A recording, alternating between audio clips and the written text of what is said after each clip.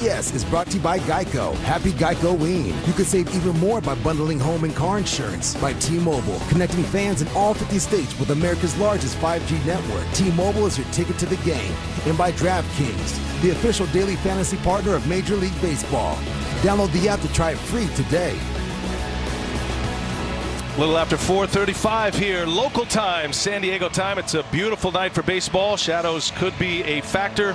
Well, this Astros team ready to compete in this ALCS. They've overhauled their pitching staff, but Lauren Shahadi, they have very familiar names with big game pedigrees in their lineup. They do, B.A. This is a different team. Only 8 guys remaining from that 2017 squad. And, B.A., as you said, they want their own legacy. Carlos Correa making no excuses, but he said, hey, look at the numbers. We're talented. The backs of the baseball cards speak for themselves. We know the only way to quiet the critics is to win. And that's exactly what we plan to do in 2020. Kevin Kiermaier saying they know what they've done. We know what they've done. They have to live with that, and we need to play Rays baseball, Brian. Yeah, the Rays have been quite a story this year. They have been the best team in the American League. Only the Dodgers had a better record in all of Major League Baseball. Dodgers still alive in the National League. That series will start tomorrow with the Braves. Here tonight, it is the Astros and the Rays. And how about the Geico batting order? As turned in by Dusty Baker in his first year as Astro skipper, his 5th team that he has taken to the ALCS. And those familiar names, as we mentioned, Springer, Altuve, Bradley, Bregman, Correa, Tucker, Yuli Gurriel. He's been struggling to bat. Dusty Baker would like to get going. And Ledmus Diaz will get the start as the designated hitter. Then Martin Maldonado rounds out the starting 9. Astros were banging away against the Oakland A's at Dodger Stadium. They've got a tough left-hander on the mound, Ron Darling, a former Cy Young Award winner a couple of seasons ago, in Blake Snell. Yeah, as tough as they get. In his first 4 career games in the postseason, 2 starts, 2 relief appearances, his ERA under 1. But against the Yankees in Game 1, he gave up 3 home runs and 4 runs in 5 innings. And Jeff Francoeur, how about defensively for the Tampa Bay Rays? Catching him, Mike Zunino, who's been behind the plate a lot of the season and going around the infield, the guy with the big hit. Mike Brasso, Willie Adames, Brandon Lau, Yandy Diaz gets a start, and in center field, the Gold Glover Kiermaier, and then the 2 guys familiar with this outfield, Margot and Renfroe. Yeah, a couple of former Padres, and this is Renfroe's first start of this postseason after he was only used for 1 at-bat in the division series. All the pieces in place. We are ready to go here. Blake Snell to face George Springer. And the first pitch of the ball game swung on, fouled away. That's going to be in the seats. And away we go.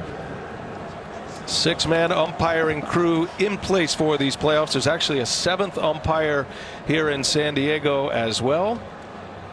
Manny Gonzalez will call the balls and strikes. And Blake Snell, he has been terrific in his Game 1 starts. He was ready to roll in the division series out of the bullpen. Matter of fact, Tampa Bay had both of their extra starters, Charlie Morton and Blake Snell, in the bullpen warming up in the 9th inning. Took them 5 games to take down the New York Yankees. Day off yesterday, and then the Rays are right back at it. Meanwhile, Frenchie, the Astros have had a couple of days, but it's been a bit of a whirlwind because they couldn't leave L.A. until somebody cleared here in San Diego. Yeah, but I think they were fine with watching those guys use a lot of their bullpens, both teams using Garrett Cole for the Yankees, whoever they were going to play. That's right. And these guys offensively, they don't care when they're playing. They're just happy to be here. Snell ready for a 2-1, and the count goes to 3 balls and a strike. Snell pitching on 5 days rest. He warmed up in Game 5, so a glorified bullpen for him to get ready for this start. And George Springer isn't your grandfather's leadoff hitter. This guy is trying to hit the ball 500 feet. He's got 17 career postseason home runs. He's on a pretty impressive list as he keeps marching his way towards history. Springer was 1 for 9 in the wild card series and then bounced back, as most of the Astros hitters did, in the division series against Oakland. Springer had 7 hits in the 4 games. He popped 2 homers, 4 runs batted in. Payoff pitch and a shot right to third. That's how the division series ended, on a line drive out. And the guy who helped win that division series makes the play for out number 1. Yeah, it works a 3-2 count. Snell, a lot of deep counts sometimes, and lines it to left. Springer, as you said, BA, has been hot. 4 hits, game 1, 2 home runs. He's hitting really well. Key in this game for Snell, he's got to stay out of those 3 and 2 counts if he wants to be efficient and go deeper in the game. Jose Altuve with 1 away. See what he's done in this postseason. Again, struggled in the wild card series, then got it turned around in the division series. Hit a couple of home runs. I mean, the question for both of you guys, the celebration by the Rays was a big one. I mean, they stayed here, they partied hard here at Petco Park, and they were dancing and they had a great time. Meanwhile, the Astros celebration after they closed out Oakland was very subdued, almost as if they expected to advance. It was just a couple of handshakes and a few smiles, but much different setting between these two. How fast do you think the Rays can turn that around here, Ronnie? They've turned it around already. I think the nature of the series dictated what kind of celebration they had.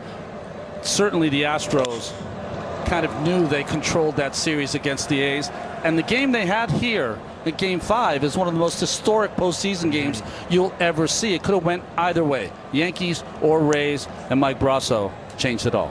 What a moment for him. He gets to start at third base tonight.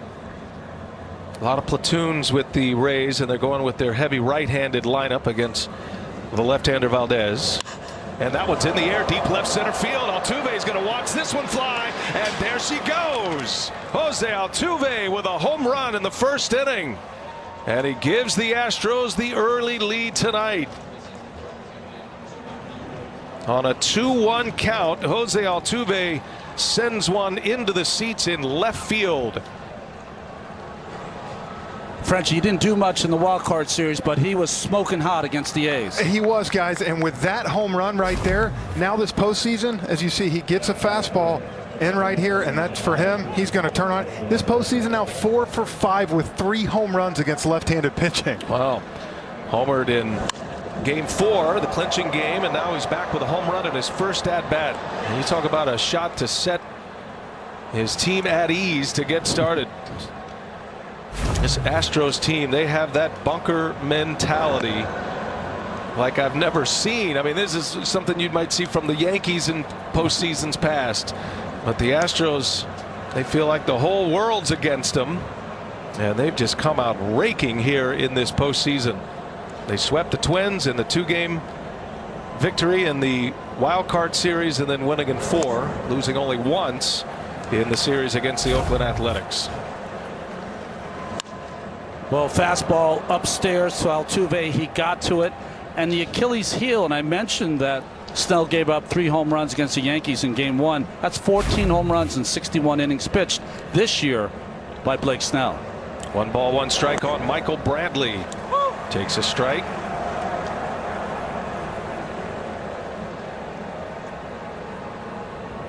Snell did not give up a run in all of his starts in the regular season in the first inning, and now he's given them up back-to-back in these Game 1s. Yankees got 1 run in the first inning of the division series, and now the Astros on the board. Yeah, 2 guys that didn't have down years for the Astros. Springer, who you saw lead off, and Michael Brantley. Hit 300 with an 840 OPS this year. Complete professional. Give you 4 great ABs. Had 2 or 3 big hits off lefties for the A's. Hit 2 home runs in Game 4 against Oakland. And the 1-2 pitch. And that gets by Zunino. A little half swing, able to check it Bradley. Is it too simple to say this is a great pitching staff in the Rays versus a great offensive team in the Astros? I know there are more layers to that, but that's what it feels like on paper and when you talk to these managers. Well, I think the other thing, Brian, we can't overlook, 7-game series in 7 days. Starters are going to have to go deep into their outings. This can't be the 4 1/3 and bail kind of outings. You're going to have to get the ball, I think, at least into the 6th. Yeah, and I think for this Astros team, this was a big Game 1 for them coming up. As you said, the emotional win by the Rays, their bullpen being used so much. This is a rested Astros team, and Valdez, who goes deep into the games, the bullpen for the Astros is rested too. Snell deals a 2-2. Bradley spoils another one foul. Inning started with a line drive out from Springer, and then Altuve sends one out of here. Well, he had a down year this year. He felt the burden maybe more than any of the Astros, it would seem. But he has come out swinging the bat well in the last 2 series. Gave him a huge lift to start this game. Bradley fighting hard, fouls that 96-mile-an-hour fastball away. Brian, the rub is going to be is that the Rays have a strikeout staff, and they're facing a team that struck out the fewest times of any team in baseball. And that's the rub. And that's exactly what they'll do, as you just saw. Spoil 3-4 pitches, wait for Snell to make a mistake, and then pounce on it. This is the 9th pitch of the at-bat against Michael Bradley. Already the 19th pitch of the inning for Snell. And he's going to shove one into left field. Opposite field base hit for Michael Bradley. Well, the Astros pick it up right where they left off in Los Angeles.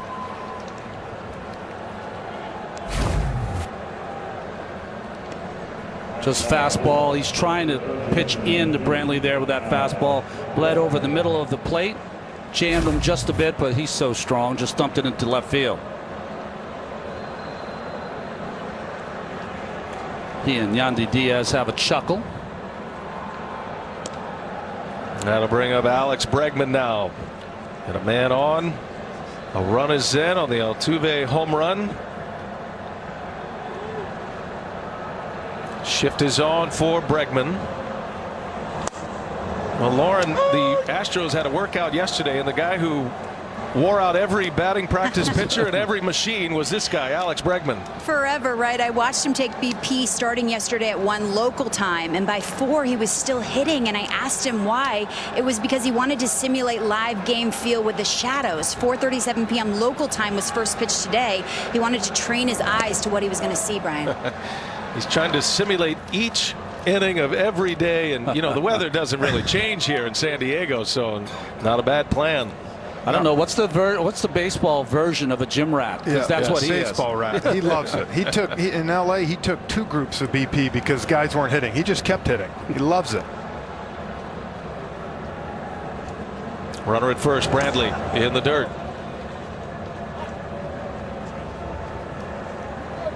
Zunino is an excellent catcher. Both of these catchers for these teams, Zunino and Maldonado, who are in the starting lineups tonight, block the ball extremely well. Both can run into one and hit the long ball every now and then. It'll be a clinic behind the plate. They both throw it well as well. Maldonado is about as good as it gets. High pitch inning for Snell to get his game 1 started. Believe it or not, as many runs as the Astros scored, it's just the 2nd time they've scored first in the postseason. They've been very comfortable playing from behind. Here's a 2-1. Count evens at 2-2 now. Bregman, another guy who hits lefties really well. 6 for 15 with 2 homers, career off Snell, over 300 this year. Good matchup for him.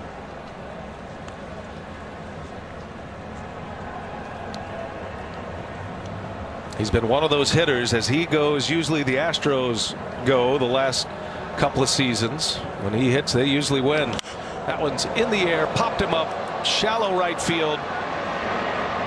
And Renfroe will put it away for out number 2.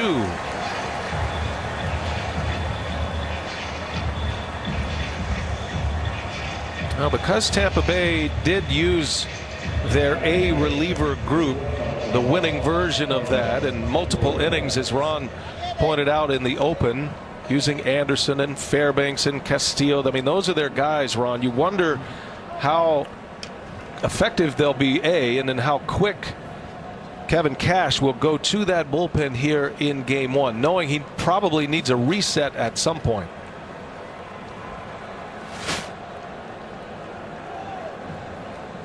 Carlos Correa with 2 away. I think certainly they'll be available, Brian, but they certainly won't be available to the extent they were in game 5, where they're each through 2 innings or more.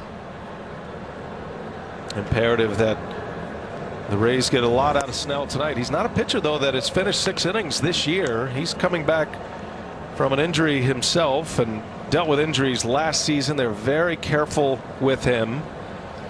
But Kevin Cash did point out, you know, we had a plan all year and we protected his innings, but we were building toward the postseason. They had such a fine record. They knew they were going to make the postseason. He had surgery in July of 2019 to remove loose bodies in the elbow. He came back in September last year and then maybe pushed a little too hard before the first spring training, the original spring training, and re-injured himself. I think the shutdown did him well. Runner takes off. Brantley throw down to second, not in time. Boy, Brantley got a huge jump. No chance to throw him out. And a stolen base for the Astros here in the first inning. Tonight's Base Cam presented by T-Mobile, connecting you to America's largest 5G network. Michael Brantley coming into your living room. Yeah, Brantley, not a guy known for his speed. Obviously kept seeing Snell go to the plate, finally timed one up and went at the right spot to get in scoring position for, to me, their hottest hitter right now in the Astros, and Carlos Correa. Huge series in the ALDS, 11 RBIs. Talk about a guy bringing the swagger as well. Carlos Correa, he has accepted that role beautifully. Elevated in the lineup a bit. Seen a couple of times batting in the 5 spot. Well, what happened here? He threw over the prior pitch, and that's a guess by Brantley right there that he's not going to come over twice, and got the big jump. Got himself into scoring position. First inning, we're just underway. It's been a battle here for Snell. Pitch number 28 of this first inning.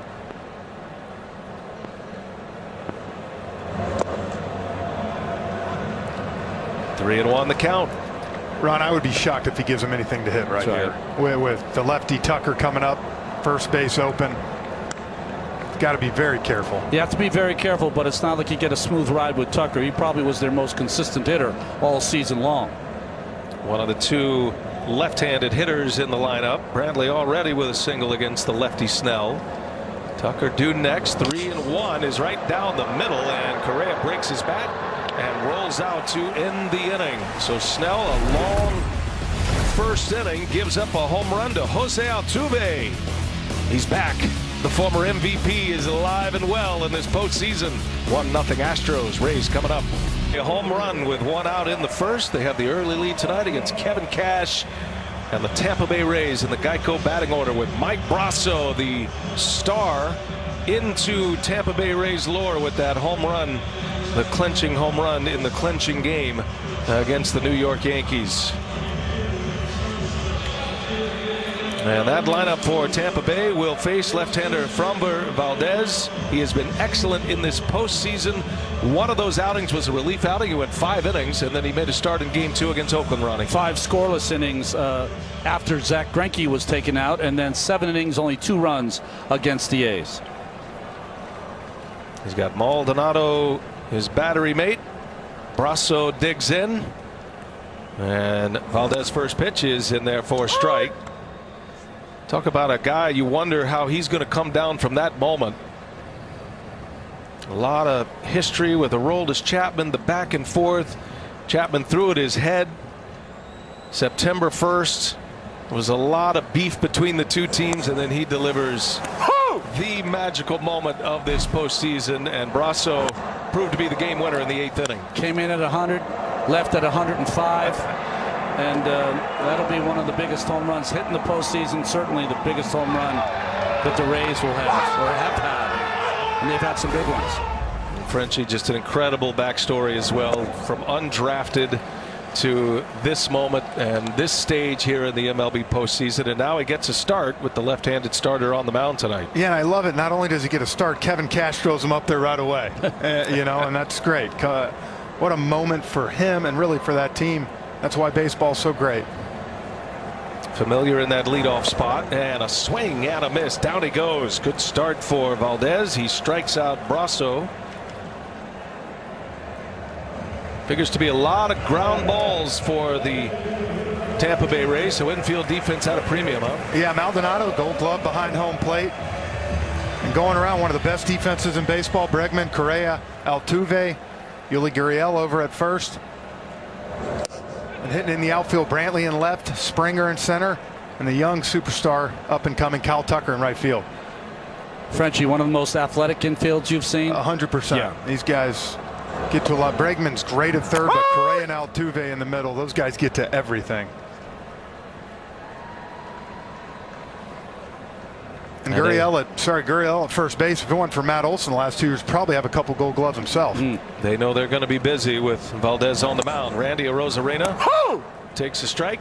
He was the breakout star in the wild card series and then on into the division series.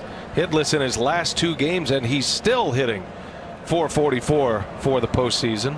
He homered in each of the first 3 games in the division series against the Yankees. And a wave and a miss. Defensive swing there, and Valdez starts it with back-to-back Ks.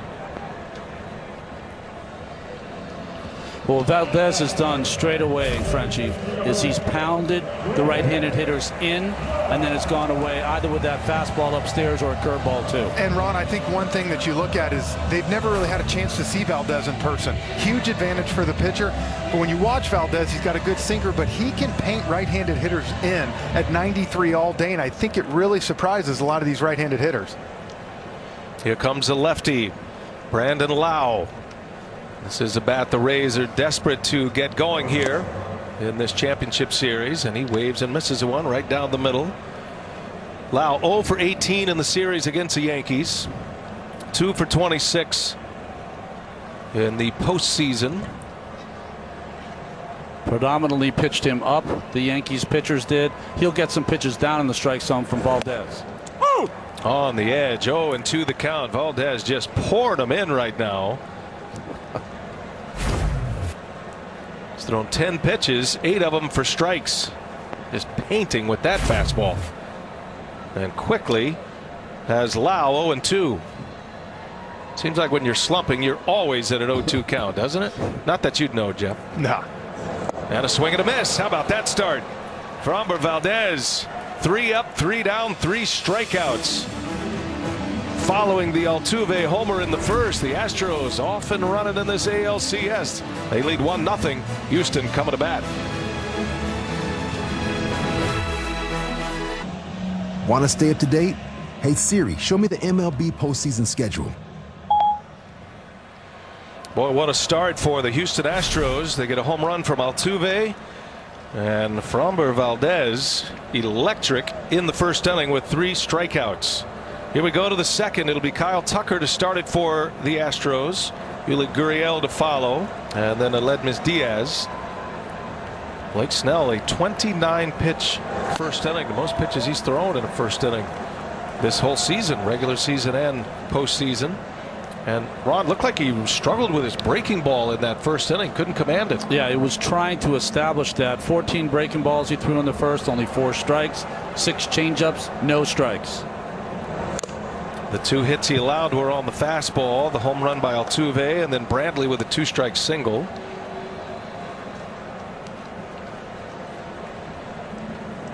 His 3rd home run of this postseason. Jose Altuve, and he's homered in back-to-back games now. 1 ball, 1 strike. Kyle Tucker. He might not be the most familiar name in this Astros lineup outside of Houston, but I think it's safe to say he's been their most consistent, maybe their best hitter all year. Yeah, him and Josh Reddick were the only 2 in that lineup that didn't hit a home run out in L.A. in the ALDS. But all he did, Brown, hit 400. Yeah. Sprays ball to all fields. Saw a shot of Dusty Baker there. Great to see Dusty back in uniform. Tucker hits a high fly ball. Coming in a few steps, Hunter Renfroe. And there is out number 1. A reminder that 1 in 5 kids in the U.S. may not be able to afford to play Little League this year. For every text of Little League to 313131, T-Mobile will donate $1 to their Little League call-up grant program so our kids can keep playing ball. Home of the Padres here at Petco Park. Cardboard cutouts. Kids well represented. They've been great hosts here. Weather is ideal. We miss the fans greatly, but I've been impressed with the competition, the way these guys have grinded in these games. Most of the players talking about walking out of the clubhouse and up the steps to the dugout. That's where you kind of miss the buzz, the feel of the crowd. But once the game starts, they're fully in it. And we've seen some outstanding play so far in this MLB postseason. Struggling hitter in Yuli Gurriel.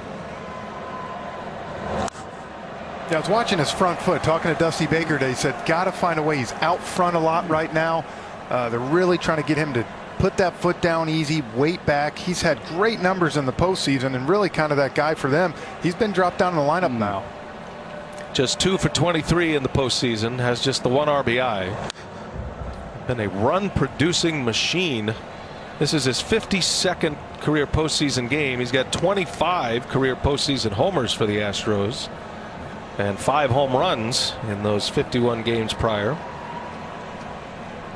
Son of the great Lourdes Gurriel, a Cuban legend. 1-2 pitch. Got in on his hands. Foul territory. Long run. Renfroe makes the play. He knows this outfield as well as anyone after his years with the San Diego Padres.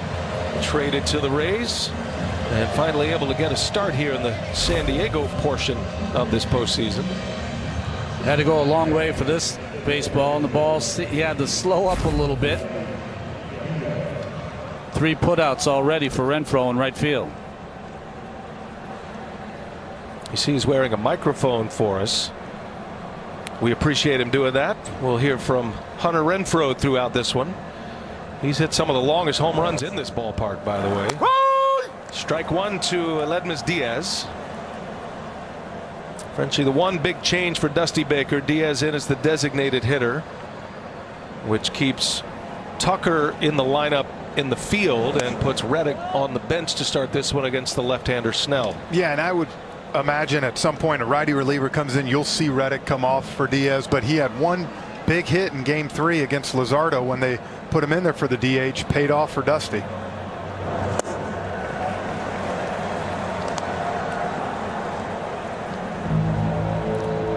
Snell's body language looks completely different here in the second inning than it did in the first. 29 pitch first inning.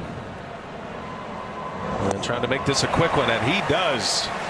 1, 2, 3 inning, picks up his first strikeout. Blake Snell, the bottom of that Astros order, takes care of him easily in order in the second. Tampa Bay down 1-0, coming to bat. Francoeur, Ron Darling, Lauren Shahadi. And we head to the second, bottom of the second inning. Tampa Bay coming to bat. Yandy Diaz will lead off. Diaz, Renfroe, and Adames for the Rays. And Valdez, after striking out the side in the first inning, back to work. 11 pitches in the first inning, 9 for strikes. How about this stat? He had 2 more strikeouts on the curveball in that first inning. Struck out 60 hitters on his curveball this year. That was number 1. Second, Tyler Glasnow with 58. As the numbers jump off the page across the board for Framber Valdez as Diaz takes a ball. And talking to Dusty Baker before the game, I mean, he kind of dropped jaws on our conference call today, asking him for a comp. Because you know who he reminds me of is Fernando Valenzuela, not necessarily with the screwball and the stuff, but the moxie on the mound at age 26. All I could think of is Framber Valdez, Fernando Valenzuela, Frankie Viola. FV might be the postseason. That's right. He was just liking it to when he was a player and Fernando was going through Fernando mania. You know, they regularly as players went to Tommy Lasorda and said, look, forget that notion to go with the veteran and the more experience. This guy, talking about Fernando, is ready for the bright lights, and that's the same way he feels about Valdez. He drops in a hook for a strike right there. 3-2 on Yandy Diaz. 3-1 hook. He took a little off it just to get in the zone. It's almost seems sometimes that it's a walk through the park with Valdez. He'll toss that baseball in the air. He'll have a smile on his face. Shouldn't be this easy, but it's been that easy for Framber. And Yandy Diaz steps out. I mean, think about where he was just 3 years ago. He's 23 years of age, 2017 in A-ball. Imagining that he would be in a spot like this, pitching game 1 of the American League Championship Series 1 year later. He was an older pitcher in single A. And the more he pitches, the more confidence Dusty Baker is getting in this guy. 3-2. Down and in. He missed with it. And the first base runner. Valdez into the stretch. Hunter Renfroe's coming up, wearing a microphone for us. Let's see what we've heard so far. 100% he swings right here. 100%. Yeah, right to him. Oh boy, bros. How come you guys didn't say that? We got to go to the player on the field. I mean, he's all over it. Get him a tie. I don't know, but I'm loving his socks right now. Those, got a little raise on him. The show socks for Hunter Renfroe. He had a moment in this postseason. Oh yeah, they got fans. Bullseye is up for Renfroe. Got the catcher's mask on. I love it. That is great. He's got a lot of fans still here in San Diego. Hit a bunch of home runs in his career as a Padre. Had a signature moment for the Rays in the wild card series. Hit a grand slam in game 2 of that wild card series as Tampa Bay swept Toronto.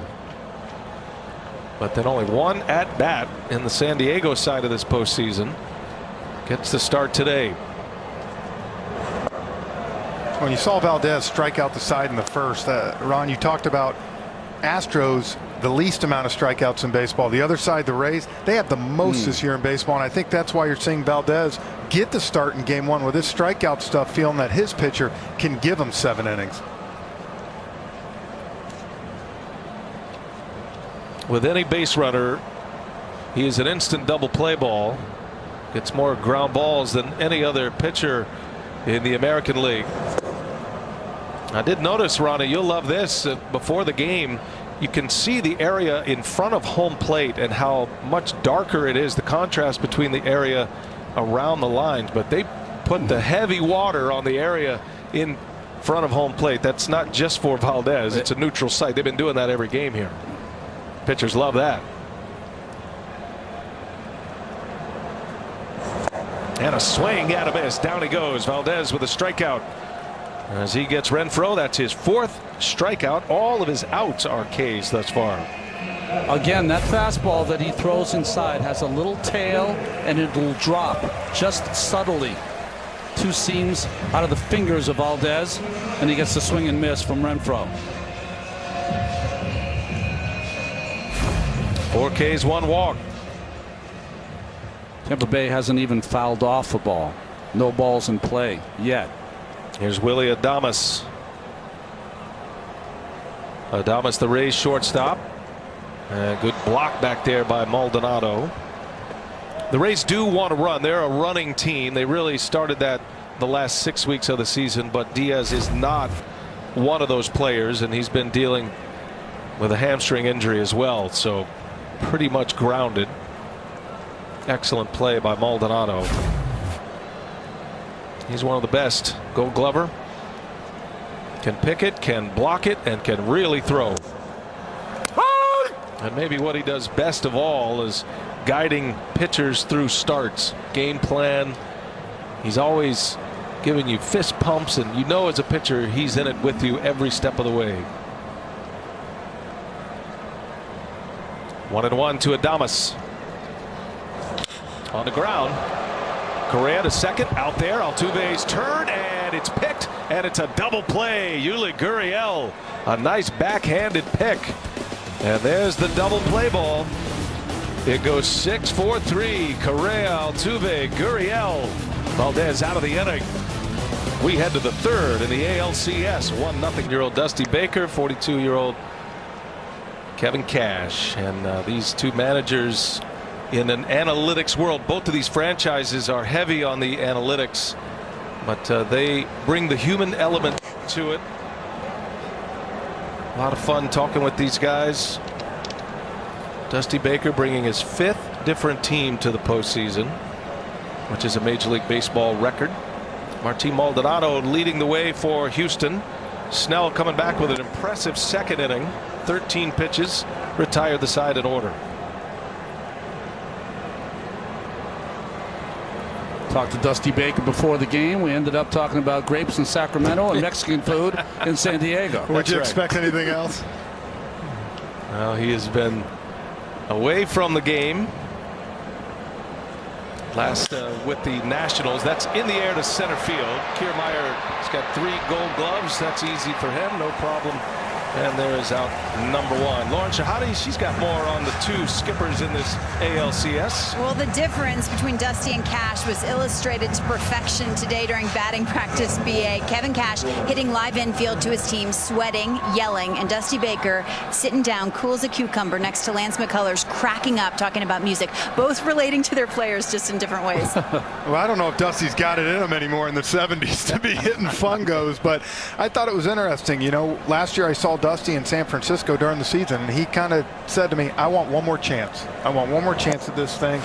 And so glad that when everything happened like it did for the Astros guys, they turned to a guy like Dusty who they knew could stabilize everything in Houston. He certainly has. He's done just that. He was a great player. He was the MVP of a championship series. It's a wild swing by Springer. Dusty Baker, 1977 NLCS MVP and then a World Series champion with the Dodgers, and he knows about being a star player. He knows about being on a championship team.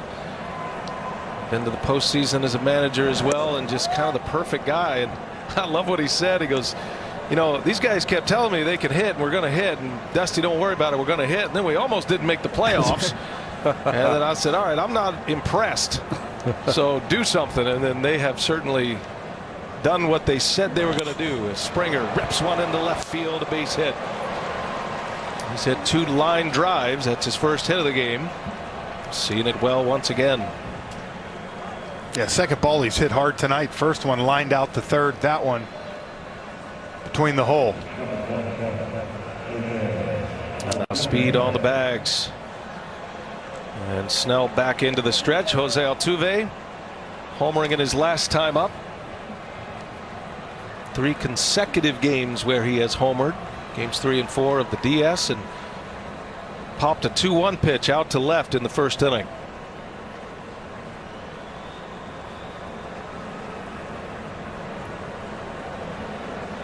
Brantley ran against Snell. Let's see if Springer is as aggressive also.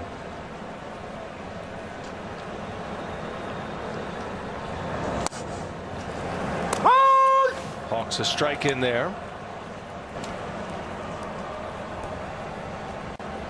Altuve has great numbers against the Rays. These 2 teams did not play each other this season. You stayed only in your division and the opposite league's division.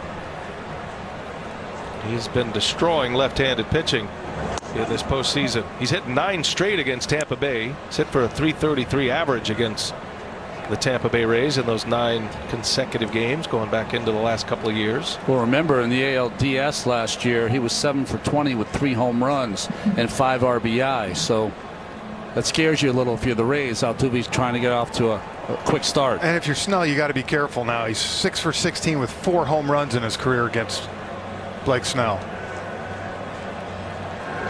That'll get your attention. Yeah. 4 homers of your 6 hits. I think he knows it as well as anyone, Blake Snell.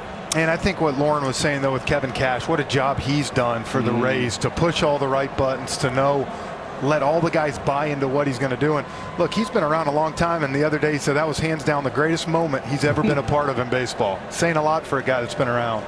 Has a couple of rings, does Cash. And a pickoff at first. Diaz fires to second, and Springer is going to be cut down. Officially, that'll go as a caught stealing. Springer was on the move on the first movement from Snell. That's a key out here in the 3rd inning. Now 2 men are gone. Base is empty. But Ron, they guessed once, got it right, guessed that time, got it wrong. Well, very similar, right? He had thrown over against Brantley and he went the next pitch. He threw over against Springer. He decided to go the next pitch. Stealing bases is a difficult order against Blake Snell. Just 1 successful stolen base all year. And there's a defensive swing by Altuve. Had him fooled on that one, then. It's 1-2. When Snell's on the top of his game, these are the kind of swings you'll see. Late movement, pitching in, and that slider down and in. I feel like we saw it in the second inning, starting to see it now. First inning, we didn't really see any of those swings. Working quickly here. Back in there he goes, and a swing and a foul. All right, Frenchie, take a look at StatCast, powered by Google Cloud. The home run by Altuve. Yeah, third home run this postseason against lefties. See 98.6 exit velocity, and here down left field, we saw it the other. You don't have to hit it far. You just got to get it in the air, and the ball's going. It's at a 1-2 count this time. Snell misses, trying to crowd Altuve.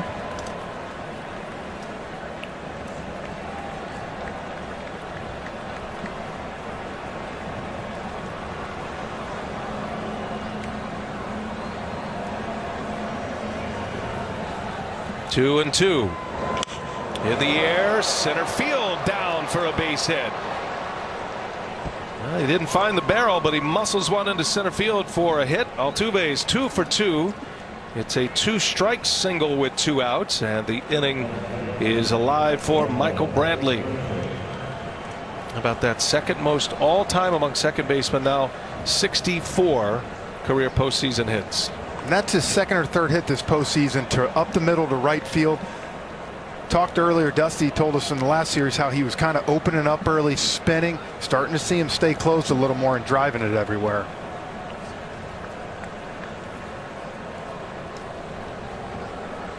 Robbie Alomar's number 1 on that list, by the way, if you're wondering. 71 postseason hits for a second baseman. What a great player he was. Bradley looks at one low. Bradley with a 2-strike hit his last time up. 9-pitch battle with Snell. Had a single to the opposite field, stole a base. 10 seasons with the Indians, and coming to the end of a contract here with the Houston Astros. His second season. Been a great find for Houston. Very modest lead by Altuve at first. Again, we talk a lot about the core hitters for the Astros that have been there a long time. As you said, BA's 2-year, $32 million deal bought Brantley in. 3-time All-Star now, 3 years in a row for him, 17, 18, and 19. As I said, really kind of the guy in the middle of this order that kind of gets everything going. There'll be a lot of suitors for his services this offseason, you can guarantee. In the air to left field, pretty good wood on it. But that's going to stay in as Margot is there to make the play. Blake Snell puts up back-to-back zeros. 1-0 Houston. Tampa Bay coming up, bottom of their. Manuel Margot ready to lead off. Framber Valdez, impressive 2 innings. Surrendered a walk to start the second. Got a strikeout and a double play ball to end it. Had an 11-pitch first inning, just 14 in the second, and a ton of swings and misses. Rays put 1 in play, and it ended up as a double play to end the inning from Adames. So it's Margot, Kiermaier, and Zunino. 1-0 Houston on an Altuve homer in the first.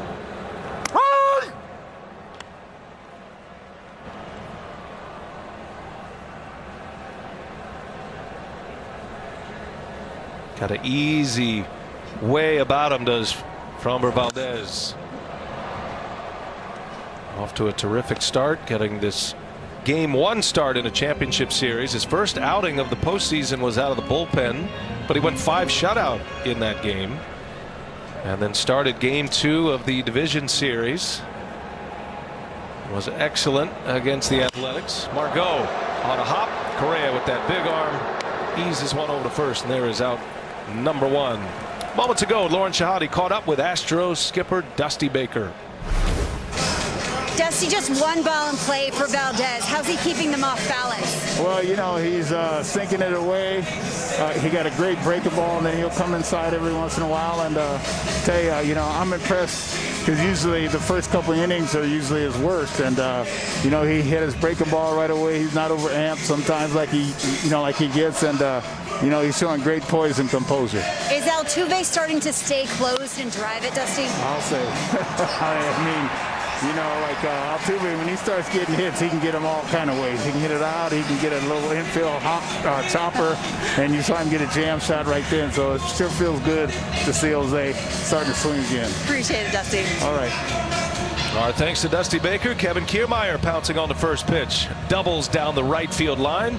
First hit of the ball game for the Tampa Bay Rays. Remember, Kiermaier's big hit against the Yankees came in Game 3 against Tanaka. A hanging breaking ball first pitch. Another hanging breaking ball here from Valdez. Yeah, that was a 3-run home run against Tanaka.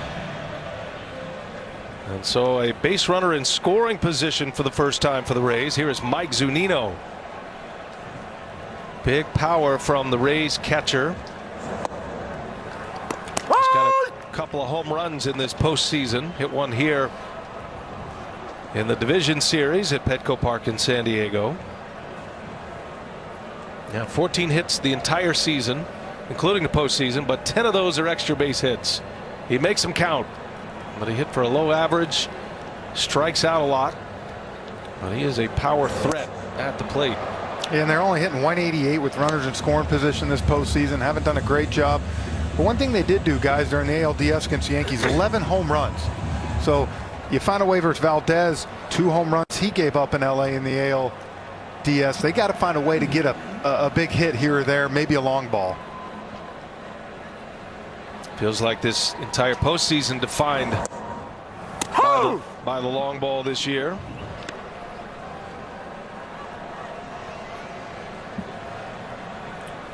Tampa Bay's hit 14 home runs in 7 games, which is 78% of their runs are via the home run in the post. And you get a feeling facing a guy like Valdez, you're not going to string 4 or 5 hits together. You got to have a big one. Zunino, hot one on the ground, foul. Normally you get into, teams that out-homer their opponent. The stats are you take them for what they're worth. Yeah. But this year in the postseason, 22-1 is the record. The team that out-homers their opponent wins the game. 22 out of 23 games so far this postseason.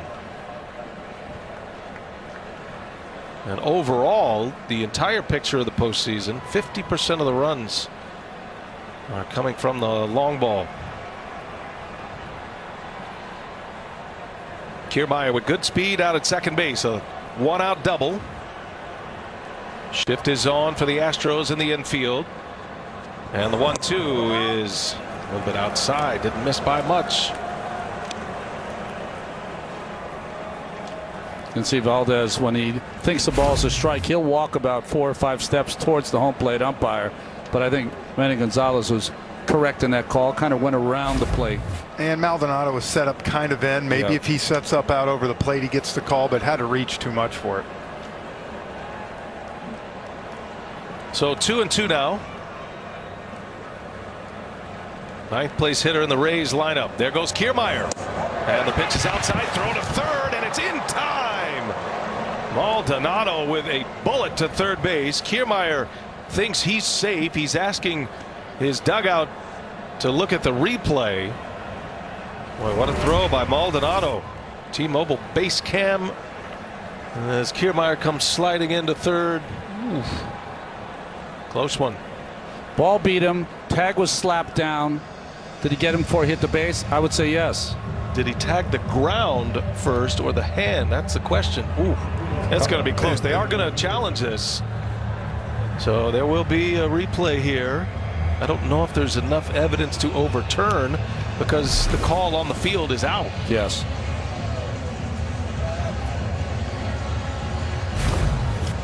He definitely, the glove hits the dirt. It's the matter of does it get to the hand or not. I don't know that you're going to be able to tell. When I saw it in real time, the ball beat him, but that doesn't matter anymore. It looked like his hand had gotten underneath, but simultaneously, does he get some leather on him? Right there. I have to say yes. Yeah, I'm with you. And I think the tough thing there is, look, early in the count, And out is the call. Now that was going to be tough to overturn. What a great throw by Maldonado. Kiermaier got a huge jump. And he did, and like I said, you got to be aggressive. I understand that. Early in the count to get to third, Ron, with 1 out, I understand it. Yeah. Late in the count like this, a guy with his speed, he's going to score on a hit. I mean, watch how quick Maldonado comes out behind the hitter and throws a strike. Now Zunino pops it up.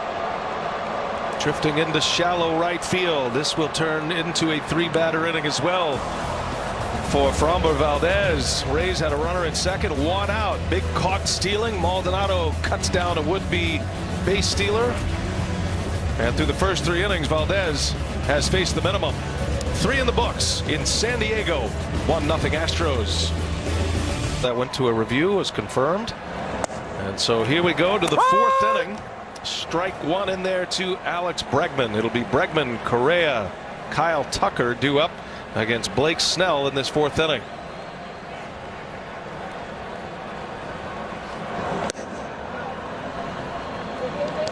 Bregman starting to get his swing back some. Had a good start to the season. Went on the IL with a hammy and came back and really had a tough 3 weeks trying to get it figured out. But as you saw by those postseason numbers, starting to get back to the Alex Bregman we've seen.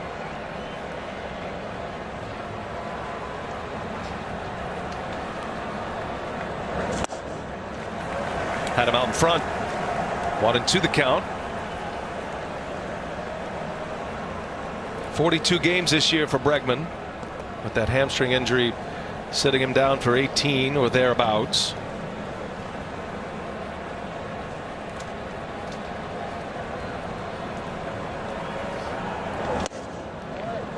He's been one of the great clutch performers in the postseason in this run for the Astros. The World Series champs in 2017, but their 4th consecutive trip to the ALCS. 2-2 pitch.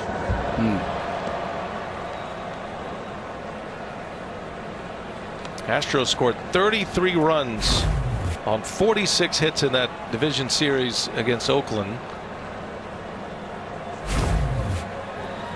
They found their mojo offensively. A team that struggled most of the year. Bregman turns on one, left field line, and it is foul. That was a hot rocket off the bat of Alex Bregman, but he just got out ahead of it, and the count remains at 2 balls and 2 strikes. That went in there with some sparks. Not fouled by a lot. Bregman's got 11 postseason home runs already in his career. Off 9 different pitchers, by the way, and 8 of those 9 pitchers have been all-stars. Delivers against the game's best when the lights are the brightest. Yeah, Bregman's so quick on the inside. You see Snell trying to come in, speed him up a little bit, but then he came back with that slider for Bregman, the one he hit. Such good discipline too, though. 119 walks last year. Finished second in the MVP voting.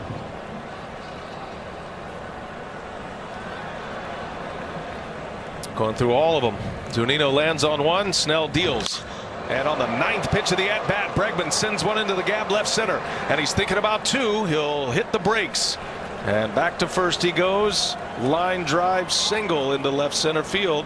Bregman with a base hit to start the 4th. Moments ago, Lauren caught up with Kevin Cash, the Rays manager.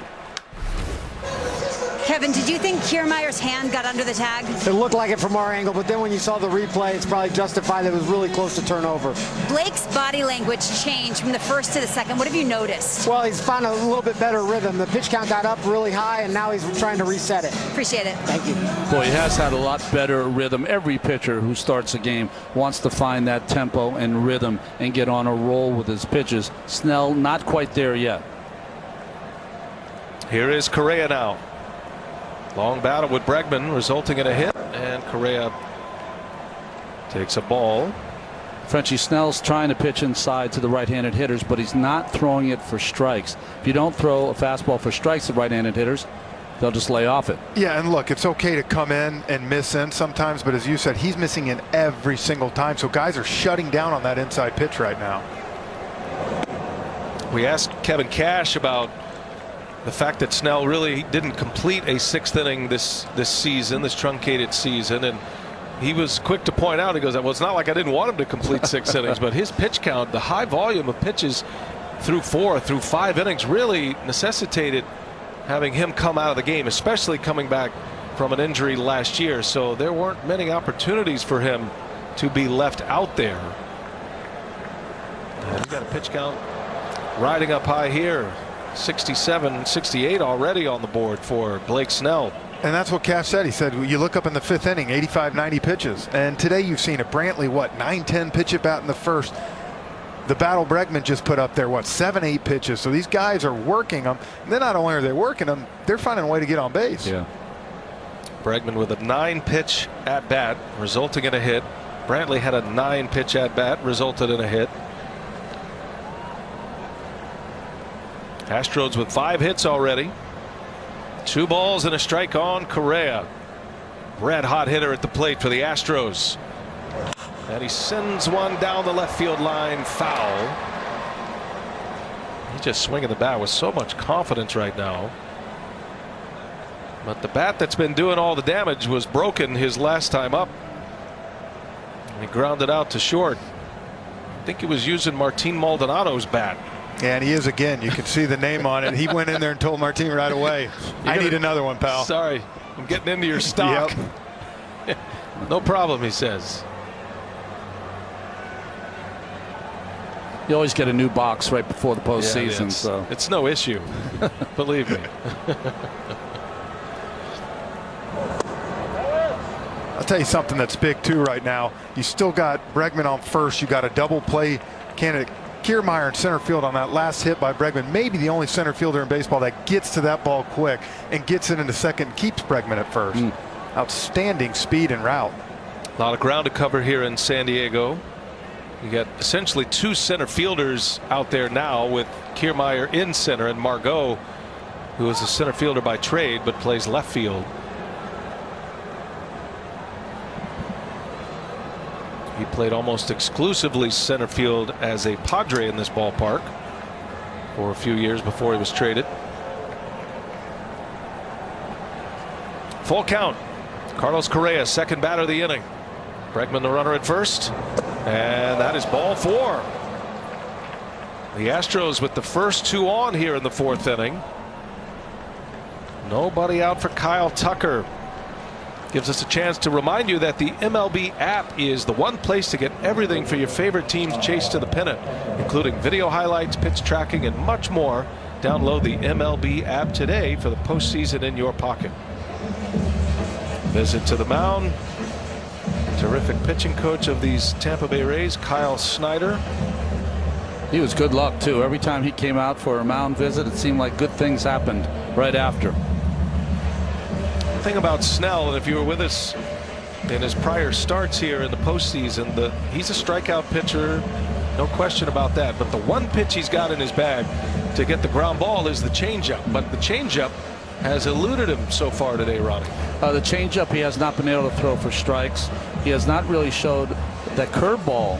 Very rarely that he's thrown the curveball also early on in this game. Think about it, 14 hitters he's faced already, only one strikeout. High pitch count in the first. He's already at 14 here in the fourth inning and still nobody out. And the first two have reached. And the right guy up in Kyle Tucker, 5 for 6 with runners in scoring position this postseason. Tucker, one of the two lefties in the lineup, he and Bradley. Rays have two lefties in the lineup against the left-handed Valdez. Shift is on. Tucker, a dead pull hitter, and he sends one a liner right to Adames, who steps on the bag for a double play. Hit it right into that shift. Adames was there. That ball had some knuckleball action off the bat. It had a little wobble on its way out. Adames makes a play and steps on the bag for two. What I tell you about Kyle Snyder? He is good luck when he goes out there for his visit. But this is a bullet. And Adames, he knew what he was going to do before he even caught the ball. Oh, as close as you can get, but certainly the foot on the bag first. Blake Snell knows that's a big out. Line drive out turns into a double play. 2 outs. Correa the runner at first now. And here is Yuli Gurriel.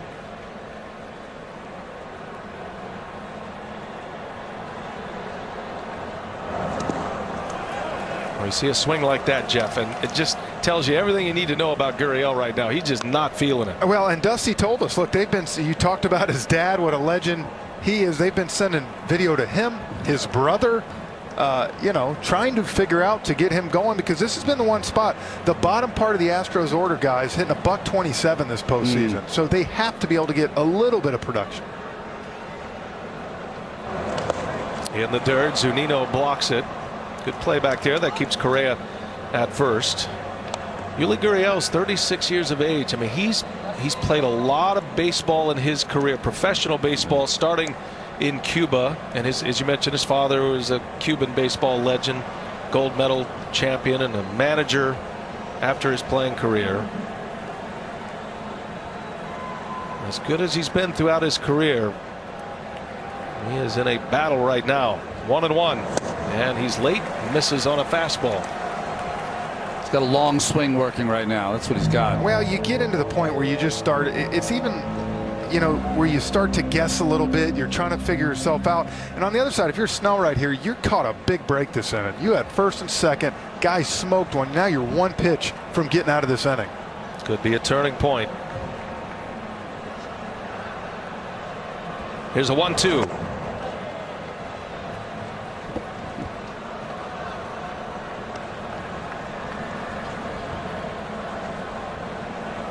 Gurriel flew out weakly to right his first time up.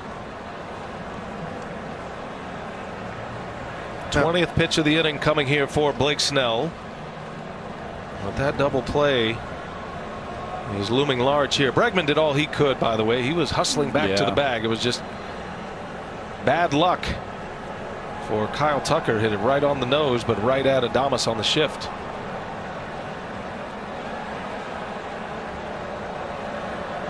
A tip of the hat to the analytics department on that one.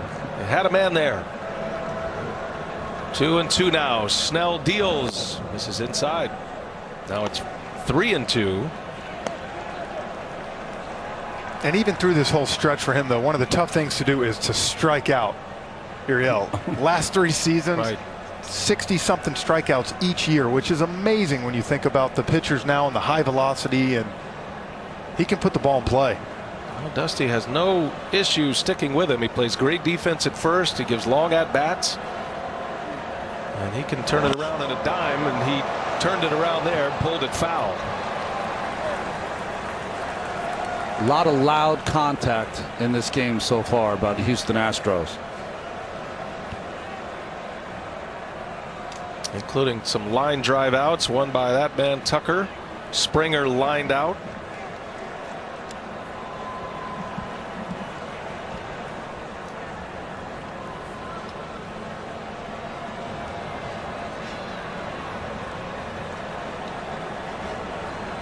Full count. 2 outs in the inning. Correa will get a head start with a pitch, and Snell a courtesy. You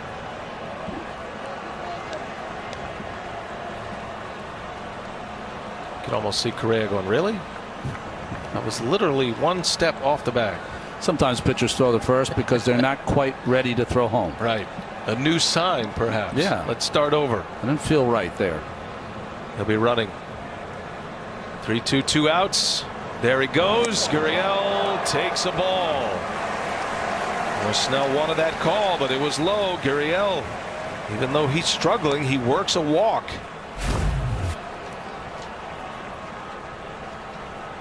Close. You know, Ron, when I see a hitter take a pitch like that, you almost feel like he got fooled. Beat. Yep, and didn't and got away with it. I would say that's a tough pitch to take 3-2. Didn't miss by much, but did miss, and Gurriel is on, and the inning is extended here for Snell. He's given up a hit and 2 walks thus far. And here's Aledmys Diaz. Strikeout victim in the 2nd inning. It's the lone K for Blake Snell thus far, who's been a big strikeout performer in his career. Excellent play by Zunino. Man, I talked about the struggle, the bottom part of the Astros lineup, guys. Good block behind the dish. But what this does, even if the Astros don't score this inning, right, the fact of the matter is you're close to flipping that lineup over back to the top, and you're only in the 4th right now. And then it would be third time through against Snell. Getting a good look. Diaz. And that's 2-0 now. Snell is swimming in the deep waters right now. He's been great with runners in scoring position this postseason. They have yet to connect for a hit off of him in those situations, but the pitch count is becoming a factor. Correa and Gurriel, the runners. 2-0 to Aledmys Diaz. Good change up there behind in the count. That was a money pitch by Snell. It's only the third changeup he's thrown for a strike running. It's been a battle. Listen, if you don't control the count as a pitcher, you will have some good games, but they'll be very rare. And in the postseason, probably non-existent. And not facing the Yankees lineup he did last start, and now this Astros lineup.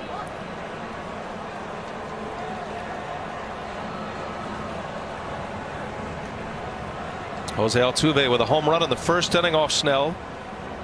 Astros got their offense jump started tonight. Meanwhile, Framber Valdez on the mound for Houston has faced the minimum through the first 3 innings, giving up a hit and a walk, but a double play and a caught stealing have wiped out the base runners.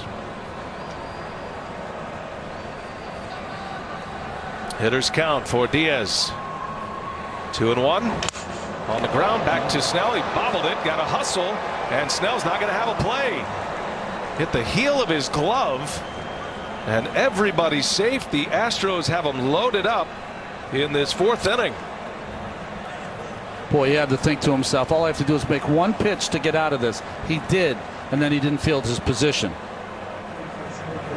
It goes an infield hit for Aledmys Diaz. Ron, this looks like one of those where you almost think the ball's coming back a lot harder, and he kind of panics a little bit. Yeah, it's like a changeup, and I think he thought he had it in his glove, but then realized he didn't. Too late. And bounced far enough away where he couldn't recover in time.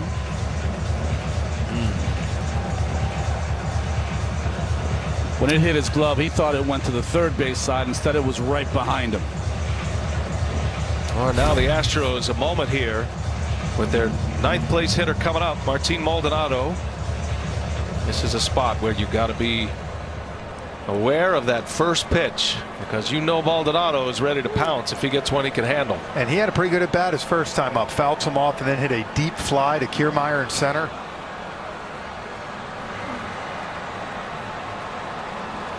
They are loaded up with 2 away. A walk and a single with 2 outs has loaded it up. And Maldonado takes a breaking ball down and in. Well, that double play is looming large if Snell somehow, some way can get out of this inning. 2 walks, 2 hits in the inning. Tucker's line out to Adames, turning into 2.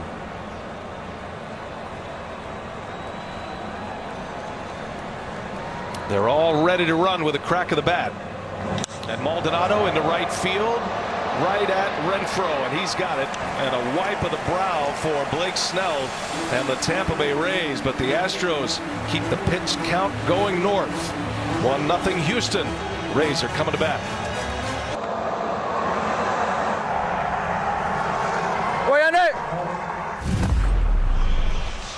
Guys, that's the second time he's called it tonight. We got to find out what his numbers are for the lottery tonight for the 3 of us. I didn't know you guys talk so much in the outfield and right fielders. I thought you were just figuring out your batting average the whole time you're out there.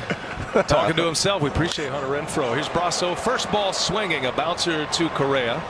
And 1 pitch and 1 out. Meanwhile, the story for the Astros is on the mound right now in Framber Valdez. I mean, he has been efficient. This is just the 2nd time through the batting order. Faced 9 batters first time around with a hit and a walk. First time through, 37 pitches, 24 strikes. Just outstanding. 4 Ks. And this is a guy that gets better as the game goes on. So he started off hot. Astros lost Justin Verlander this year. He tried hard as Rosarina takes a ball. Verlander is going to require Tommy John surgery. Astros' most indispensable player. And he tried to come back. It was a forearm strain initially. Fell short final week of the regular season, and then the announcement that he's going to require surgery. That was the ace on their staff. As a Rosarena, big swing and a miss at a curveball. Garrett Cole left for free agency. Wade Miley to Cincinnati to free agency. As you see, Framber Valdez through the lineup, and he gets better as he goes. To your point, Ronnie, that's a rare number, third time through for any starting pitcher in baseball these days. Well, Dusty Baker said sometimes it takes him a while to get that curveball going, to find the right slot and zone. Well, tonight, first inning on, we've seen him have complete control of that curveball. 1-2 pitch. Rosarena fouls it away. And not many secrets up there, but it's elusive, everything he throws. Well, he's got movement on everything that he throws. There's 16-mile-an-hour difference between that fastball and the sinking fastball and that curveball.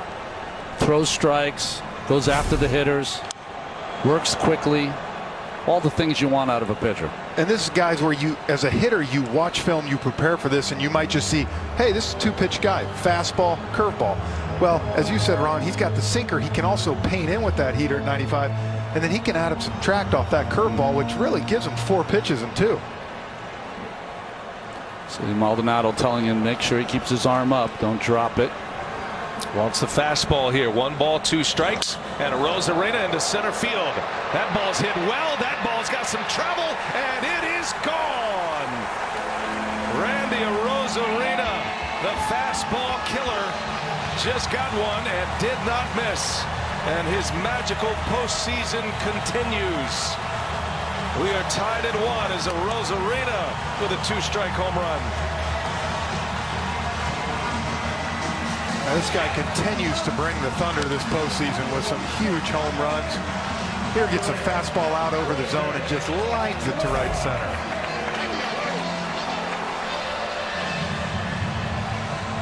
Just a flat sinker, Frenchie, up in the strike zone. He's hit 4 home runs now in his last 6 postseason games. This is a guy who hit 7 in the month of September. Wasn't really a big part of their offense until late August and September, and man, he is one of the top hitters in this postseason. Little swinging bunt right there by Lau. Tough play. Valdez throw, and it's a bad one. He throws it away. Lau content to retreat to first base. The Astros had it backed up well, and that's going to be an infield hit for Brandon Lau. He'll take him any way he can get him right now. And I'm telling you guys, sometimes these are the hits that can absolutely get a guy going. No hits versus the Yankees. Tough at bat first time tonight, and you get a hit and it lets you breathe a little bit. When you turn to make that throw as a pitcher, you have to aim almost 6 feet inside the bag. It takes your first baseman, doesn't put him in harm's way, and it's the best way to make that throw. Rosarena defected from Cuba. He was with the Cardinals last year.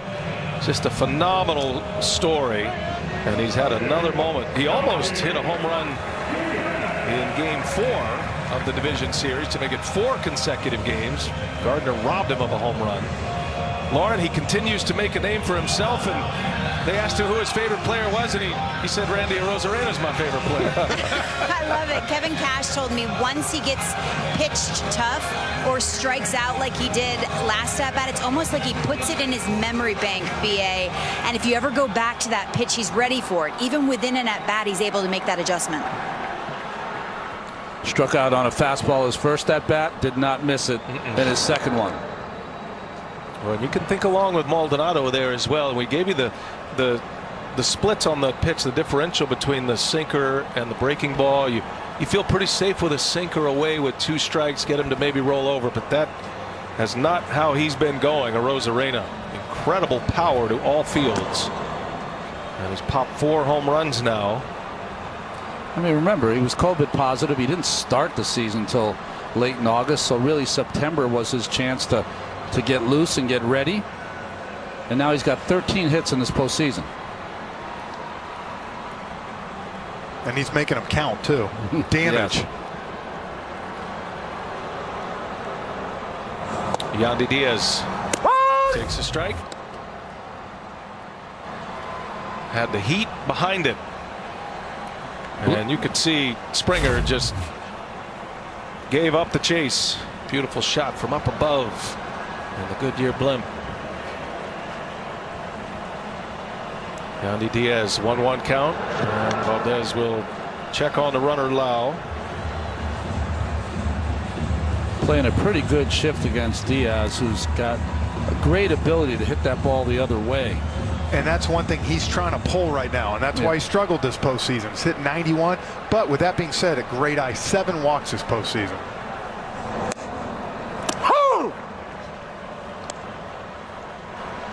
There's a great Cuban connection with both of these teams. Yandy Diaz, Aledmys Diaz.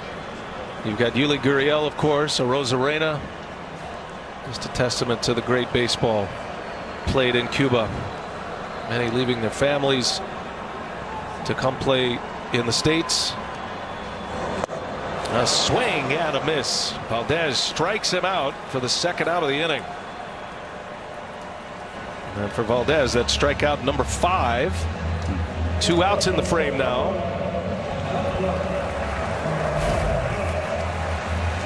You know, when we talk about Valdez, we don't mention, and we should mention him more, he's got some of the best spin rate on that breaking ball of anyone in the major leagues.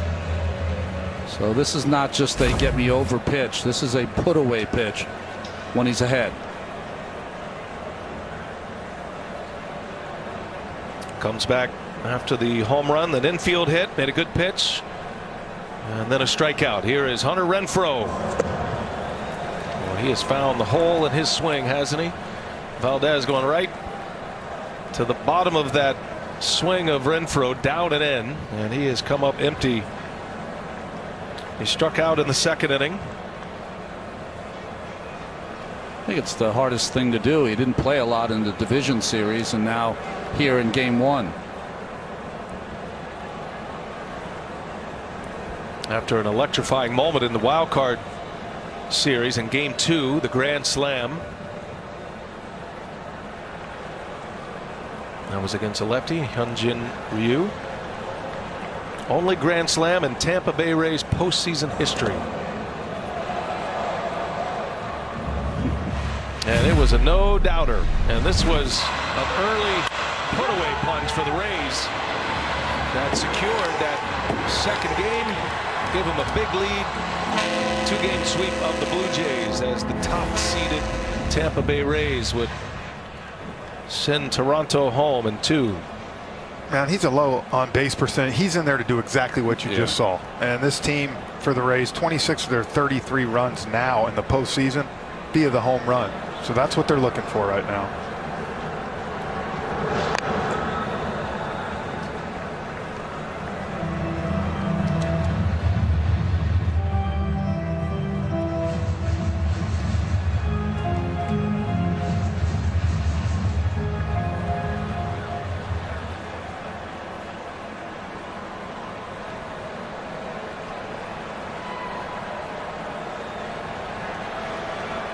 Ready for a 1-1.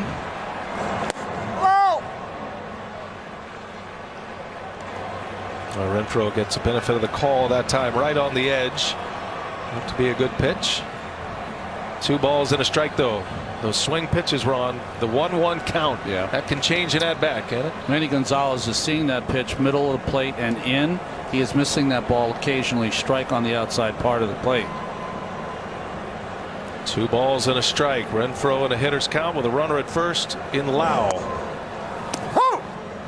2-2. Valdez comes right back. Down and in corner. Snell with the Houdini act in that 4th inning. 2 walks, 2 hits. Got a line drive double play. And managed to get out of the inning, stranding the bases loaded. Arozarena ties it. 2-2, and down he goes. Valdez strikes him out. Back-to-back Ks. Good bounce back after the home run. Randy Arozarena still can't sneak a fastball by him. It's 1-1. MLB postseason on TBS is brought to you by Still a Base, Still a Taco, only at Taco Bell. By Nike, no more sitting on the sidelines. Register at vote.nike.com. And by AT&T 5G. Well, his manager called him the Cuban Mookie Betts, and Randy Arozarena is looking like Mookie Betts here in the 2020 postseason. He is the designated hitter tonight, and a solo home run with 1 out in the 4th to tie this game at 1. We go to the 5th now, and a key swing inning here for Blake Snell. 3rd time through the batting order. High pitch count through the first 4 innings. He's got Springer, Altuve, and Brantley to deal with. We were talking about before how good Framber Valdez is as he goes through the lineup, even better the 3rd time through the lineup than he is the 1st time. Blake Snell's going to have to defeat history a little tonight because he's just the opposite. Batting averages rise as he gets deeper and deeper into the lineup. And is not around much for the 3rd time through, especially this season. That one just missed. 3 balls, no strikes on Springer. He's hit the ball hard twice. Lined out in the 1st and then singled in the 3rd inning. Does he have the green light? 3-0, taking, and a strike. Yeah, and this is where, you know, last inning we touched on it a little bit. The Astros didn't score, but they flipped the lineup back over now, and they've seen him for the 3rd time. His pitch count, this will be his 90th pitch, so you start to wonder how long before we see that pen door fly open. Rays bullpen quiet for now. Snell deals a 3-1. Jammed him. He was in hit mode, wasn't he? Springer chased one at his shoulders. One of the rare fastballs that he's got up and in on the right-handed hitters. Those are the numbers we were talking about before, so that doesn't mean it can't be done. Back in the count now. 3 balls, 2 strikes. I thought it was interesting, guys, too, talking to Kevin Cash today. I think BAU asked him about 3rd time through the lineup, and he said most time we look at a little more. He said tonight maybe not as much, knowing we need some length out of Blake Snell. Kind of boiled down to who's our best option for the 3rd time through the batting order, and with the way the Rays had to use their bullpen to get through the Yankees in 5, Snell is it. Another payoff pitch. It just will not strike out. It is death by foul balls.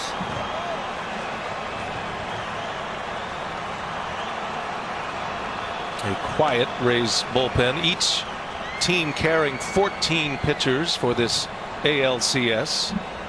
The Rays added 1. They had 13 in the division series. Felt like they needed that extra arm. 3-2 and a swing and a miss. He got the strikeout, went back to that breaking ball. Springer is gone.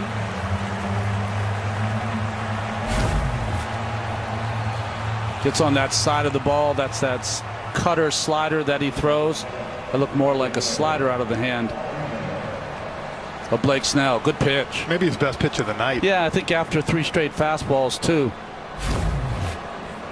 His 2nd strikeout. So Springer is 1 for 3, and the first man out here in the 5th inning. That brings up Jose Altuve. It was the curve that time from Snell. 2 straight curveballs there, Brian. 1 to start Springer, and here to start Altuve.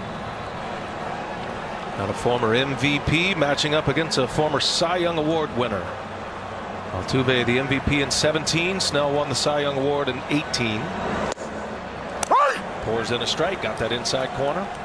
Altuve is one of those hitters that he can have a stretch where he doesn't get many hits, but when he gets hot, he goes like 8 for 11. That kind of hot. Yeah, they come in bunches. Last 3 games, 6 for 10. Homered in 3 straight. Now, Dumps him out of the way. 2-1 now. I thought it was telling when Lauren was talking to Dusty Baker between innings, and his eyes kind of lit up when he started talking about Altuve. And I'm sure for him, you know, he hasn't seen Altuve like he's been the last 4 years, this year being his first year. And I'll tell you what, you've seen it. He got going in the ALDS, and look, as he went, this team started to go. Altuve ahead in the count. Oh, he got a generous call that time. Count goes to 2-2. High changeup. But he gets the call from Gonzalez. It's the adjusted strike zone, by the way. Remember, the box anyway. The 5-5 Altuve. And the 2-2. Count is full now. And Bradley on deck. Interesting to watch the Tampa Bay Ray defense. Depending on the counts is how they move. So when it goes to 3-2, they consider it a hitter's count, so they move more to the pull side. Haven't seen a 4-man outfield just yet. The Rays employed that a number of times in the division series. See what Snell has in mind. 3-2. And he goes with the slider. Got the ground ball gobbled up by Brasso. So to Springer and Altuve, 3-2 sliders resulting in outs. 2 away here in the 5th. Hey, we invite you to clap or cheer for your favorite team during the postseason from the comforts of home. MLB's Cheer at the Ballpark lets your team hear your excitement. You can visit MLB.com/cheer to join in. Suddenly the slider has become a go-to pitch again for Blake Snell. You know, guys, you can learn a lot about a pitcher when he doesn't have his great stuff. When you have your great stuff, you roll it out there, you strike out 10, you go deep into the game. It's those times that you don't have your good stuff. Are you brave enough to stay out there? And if he gets through this 5 innings of 1-run ball, that would be pretty amazing. Bradley again went to that breaking ball, and it's no balls and a strike. We saw Snell against the Yankees in his first start run. He was just off with his breaking stuff, especially his curveball, and he couldn't. The ones he was trying to throw at a faster clip, throw a little bit harder, they were coming up short. Then he tried to slow it down a little bit. It was like he was in between what speed he wanted to throw it. He's just been a little off, you can tell, in both these starts, but boy, he's battling. You can tell just by his face and how red it is, how he's just battling out there, out to out, pitch to pitch. Well, you look how easy it's been for Valdez besides the home run, how tough it's been for Snell, but you look up, it's still 1-1. Yep. And Bradley chased that slider. I tell you, Snell, he's found something here. He got Maldonado on a lazy fly ball with the bases loaded to end the 4th. And he has not let the Astros up for air since. No, and look, if he's able to get this next out in the next pitch or two, I wouldn't be shocked to see Kevin Cash send him back out. He can go 115. I agree. It's the playoffs. I think you're right. 1 ball, 2 strikes. Bradley wants timeout and is granted timeout. I think you look at the way the defense plays Brantley too, guys. It's the respect. Most guys at least some sort of shift. Do we ever see an actual straight up defense anymore? Not many times. It's newsworthy. We always show it if we do. The 1-2 bounced it.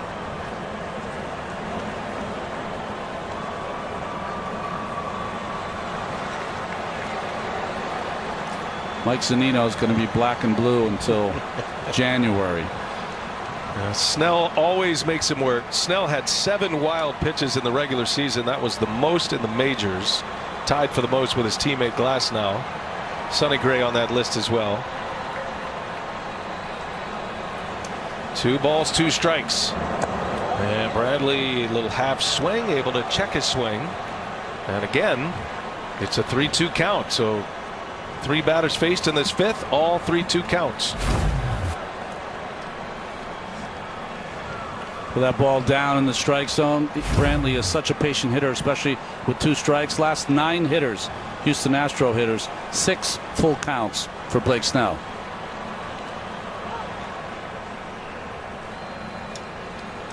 Seventh overall in the game. That's why the pitch count is where it is in the 5th inning.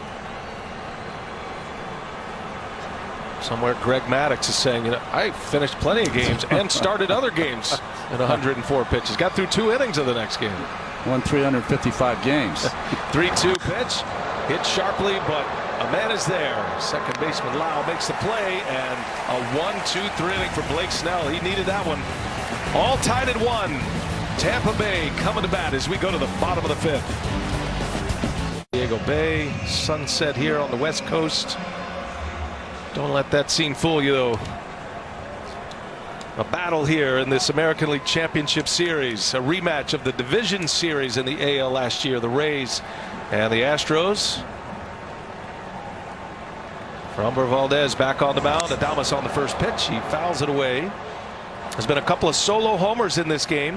Jose Altuve with a solo shot in the first with one away.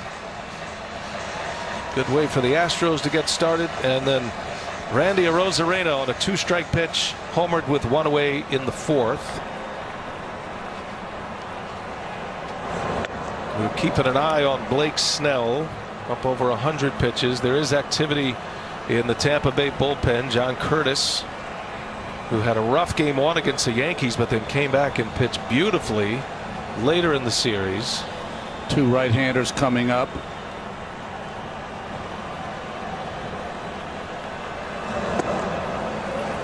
You know, Brian Snell's high this year during the regular season was 108 pitches in his last start against the Mets. 104 tonight. Yeah, and look, if you're going to go batter by batter form, you might as well bring Curtis in to face the 2 righties and let him come in with Bregman on first or second if he gets on. 2-1 the count. Adames takes a ball. On the flip side, Valdez has been excellent. He's got 6 strikeouts. Gave up that home run to Arozarena, but showed some poise. He came back. It was an infield hit on a little swinging bunt by Lau. And then back-to-back Ks. So he wrestled it right back. Ooh, close pitch. It missed, though. It was down. And Adames is aboard. The Rays have a lead man on in this 5th inning.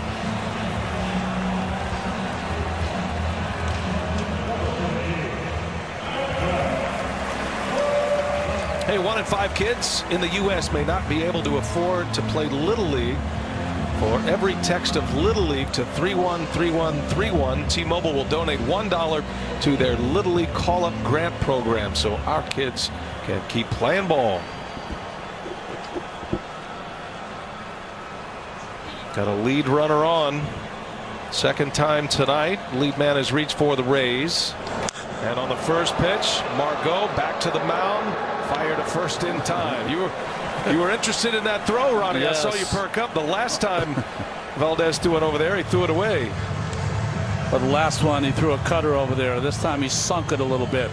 They keep it away from the runner. Also a much easier play.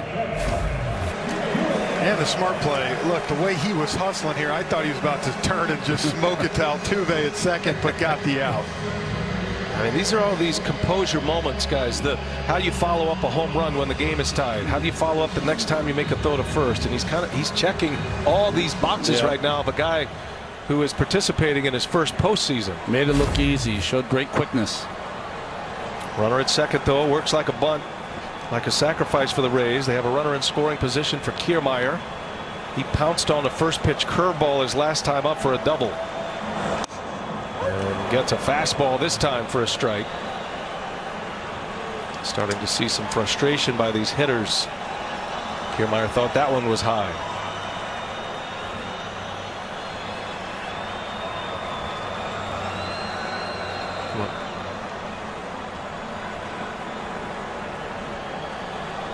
That was Maldonado asking Valdez to step off, start over.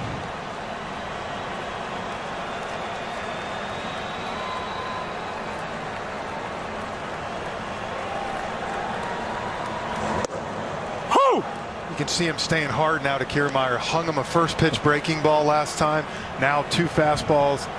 And now he's got him set up 0-2. Got the benefit of maybe both calls, but especially that one. The book is out. Oh, he'll throw him a breaking ball, but he'll bounce it. Kiermaier, the longest tenured Ray. Up there with a runner at second. Go ahead run. Kiermaier swinging a foul. Well, he has been murdering breaking balls, and this was the big one in game 3 against Tanaka. First pitch curve, 3-run home run. Stretched the lead for the Tampa Bay Rays. That was a huge moment for Kevin Kiermaier in the division series.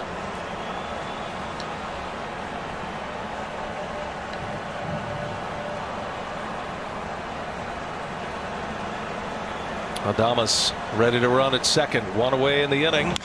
And back. Oh, my goodness. What a play that was. Oh, okay.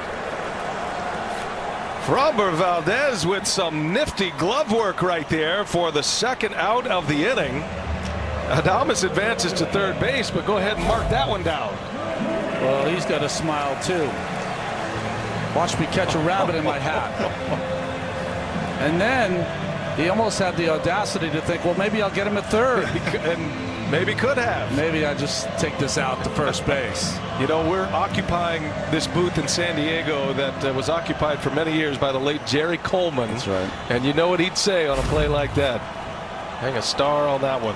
The Colonel. Good to see him, sir. You got a smile on that one. Adames to third base. 2 outs in the inning. Here is Zunino. First ball swinging, and it's through the shift for a base hit. Adames will score. And the Rays have taken a 2-1 lead. Mike Zunino ambushing the first pitch. It's an RBI single, and Tampa Bay is on top here in this 5th inning.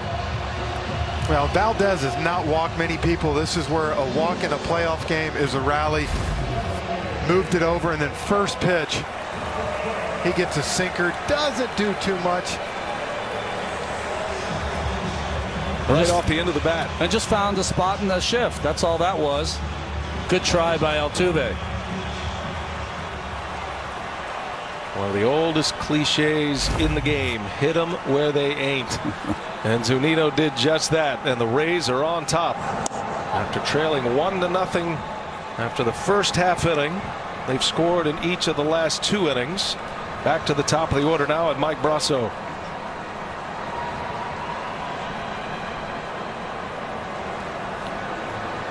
It's a staple of the way the Tampa Bay Rays play. They play in a lot of close games.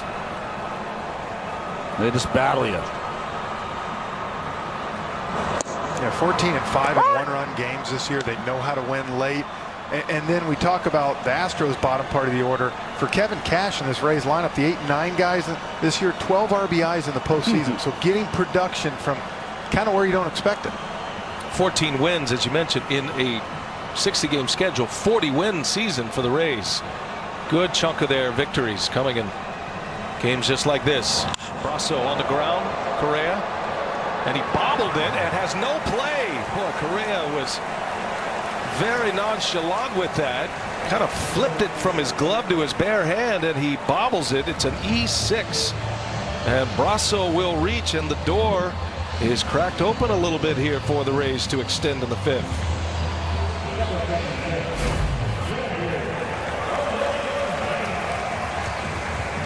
This is just a careless play by a shortstop who's much better than that.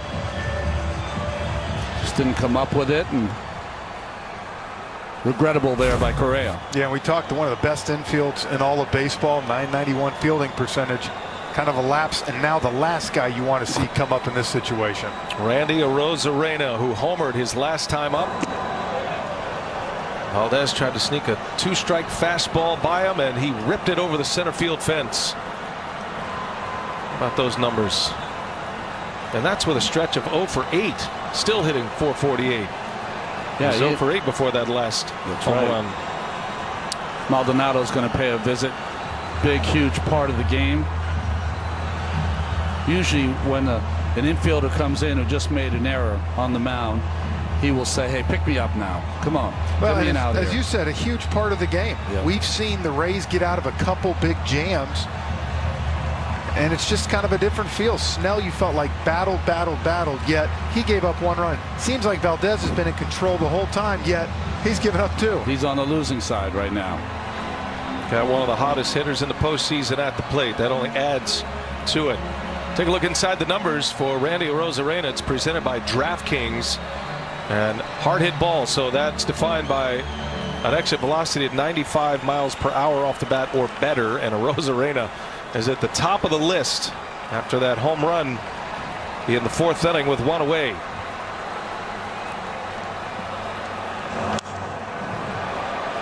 Arozarena is on a home run binge right now that goes back into the regular season, really starting in the month of September. So over his last 28 games, guys, he's hit 10 homers. Hit 1 home run his first 37 major league games. 10 in his last 28. He's found it. Oozing with confidence right now.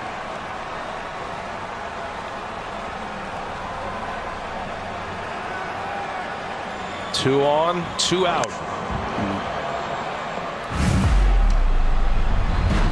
Got him to 2 strikes. And then a fastball that was in the nitro zone for Rosarena. That tied it at 1 in the 4th inning. Just been amazed, Frenchie, at the quickness of his bat. Well, that's what sometimes a guy, obviously for him, he's figured something out, whether it's where his hands are when he gets started, and it's completely changed the type of hitter he is. Just even that hack he just took 1-1 on the fastball, that's a guy looking to do damage. Valdez got him to 2 strikes again. Maldonado going through the signs, the change of the signs. See the tape around his fingers, makes it easier to see. See what he has in mind here. 1 and 2. A breaking ball, and he got him. That was a good call right there. Good choice. Rosarena strikes out. They strand 2, but Mike Zunino, light hitting catcher, jumps on the first pitch right off the end of the bat. He gives the Rays the lead after 5. It's 2-1 Tampa Things. He wrestled through it, but only 1 earned run allowed. That home run by Altuve, and he will exit. And it's going to be John Curtis on the mound as we take a look at tonight's reliever spotlight presented by Hankook Tire. Well, with Curtis, pitched in game 1, kind of took one for the team in the late innings through 42 pitches, but came back in game 3. Had to face Giancarlo Stanton as his first hitter. Was very effective over an inning and 2/3. And now he gets Alex Bregman to start this 6th inning with the Rays leading 2-1 after the Zunino RBI. Rays are in their 4 outfielder set here. You'll see this frequently. Trying to eliminate that extra base hit. Ronnie, I thought Kevin Cash bringing John Curtis back, who considers him one of his stable, the famous quote, a stable of guys, but he's on that list. He's part of their excellent bullpen. After a rough game 1, he did not hesitate to put him right back on the horse in game 3, as you mentioned, in a 2-run game to face Stanton. That's right. After getting roughed up in game 1. But listen, he's a big part of this relief corps. They might not be here if it wasn't for John Curtis and others. And he's unscored upon in 13 of his last 15 appearances. And I think the great managers know they got to get those guys back out in those situations. You struggled. I need you the rest of the postseason. You got to go back out. 2-1 to Bregman. A swing and a miss upstairs with a fastball, and it's 2-2. So it will be interesting now to see with the lead how Cash is going to maneuver this. Aaron Loop getting loose, the left-hander. People on, he'll be in to face maybe Kyle Tucker. Don't forget the 3-batter rule this year. You come into a game, got to face 3 batters or finish the inning. 3-2 the count.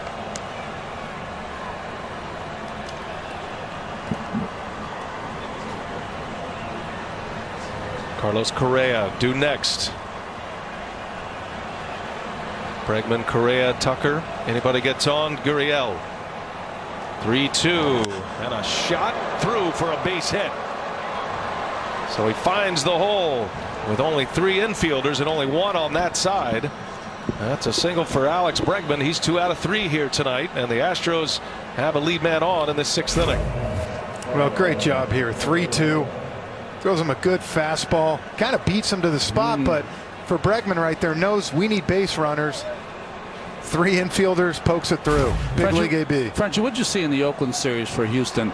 They're very good at hitting high velocity, aren't they? Yeah, look, these guys don't. You can throw it 100 if you want. And the one thing I will say about this Astros lineup, too, majority of these guys got a good eye. They're not high strikeout guys. So here is Correa now. Curtis just dots the edge with a fastball. Correa had a good at-bat in the 4th inning. Deep count.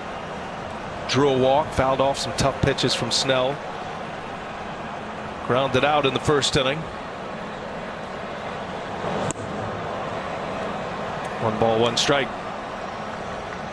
Aaron Luke did not pitch in the division series. It has been a while since he's been on the mound. He pitched in the wild card game 2. And Cash does not have all of his A relievers apparently fully loaded up and ready tonight after what they had to accomplish, all of them throwing multi-inning outings to win Game 5. On the ground, big bouncing ball. Brasso goes to second, out there, and no chance for a double play. 5-4 on the lead out for the first out of this 6th inning.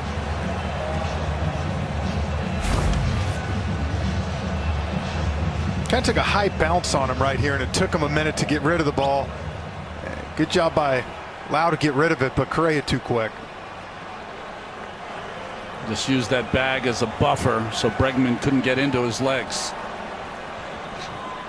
Bregman, a little different slides than you see during the regular season. Right.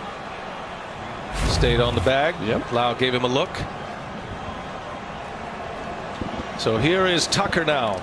Runner at first, one away.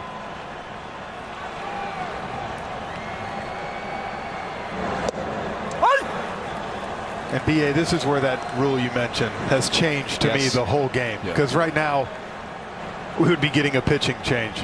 Would have been Luke for sure for one batter. Now you figure Luke, it may have passed his window here. This Tampa Bay Rays team, they did not let up on the gas when they got leads late. 6th inning leads, 7th inning leads. When they led after 7, they were undefeated. Just a dominant relief corps in Tampa Bay this year. That's how they're built. That's the strength of their team. 3 excellent starters in Blake Snell and Tyler Glasnow and Charlie Morton. But Ron, they're not starters that go deep into games. Right. So this bullpen threw more innings than their starters this year, and one of the main reasons they won the division. They have the alarm clock there after 5 innings that goes off. Be ready. The 0-1.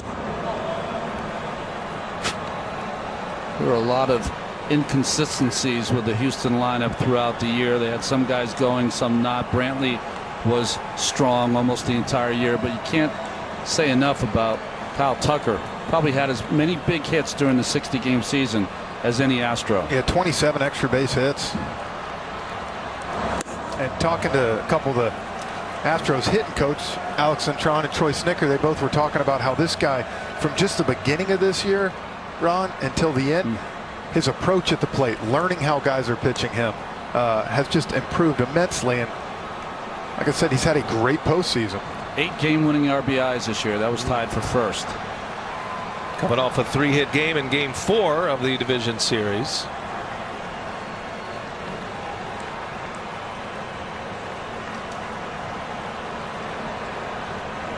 And then, of course, a tough luck in the 4th inning when he lined that ball into the double play, which was a huge break for the Rays at that moment. That was one of the signature moments for Blake. He was wobbling in that 4th inning. Tucker, defensive swing, and Curtis will pounce on it. There is out number 2. Tried to check his swing, but the bat went through and ends up as an out. Tying run does advance into scoring position with Correa, but 2 men are gone for Yuli Gurriel.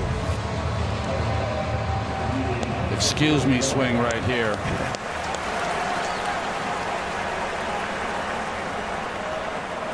Pitching's good when the pitchers are making a lot of defensive plays. And this is a perfect example of what Dusty Baker was talking about. Your team's down 2-1, top of the 6th, runner at second. Who you got up? The guy that's been struggling but needs a base knock. Hoping the media guy doesn't lie. Gurriel, he drew a walk his last time up. It was an impressive plate appearance for him. Sometimes you draw a walk like that, you're seeing the ball better. He took a borderline pitch. It was called a ball, and he earned the walk.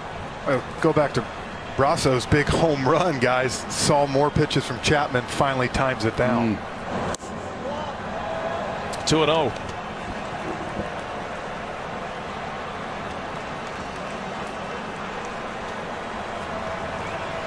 Gurriel's been an RBI machine as a professional baseball player, which goes back to his age 16 season, first in Cuba, then Japan, in the minor leagues here, and then of course with the Astros in the major leagues. That gets away. So Correa will advance to third base.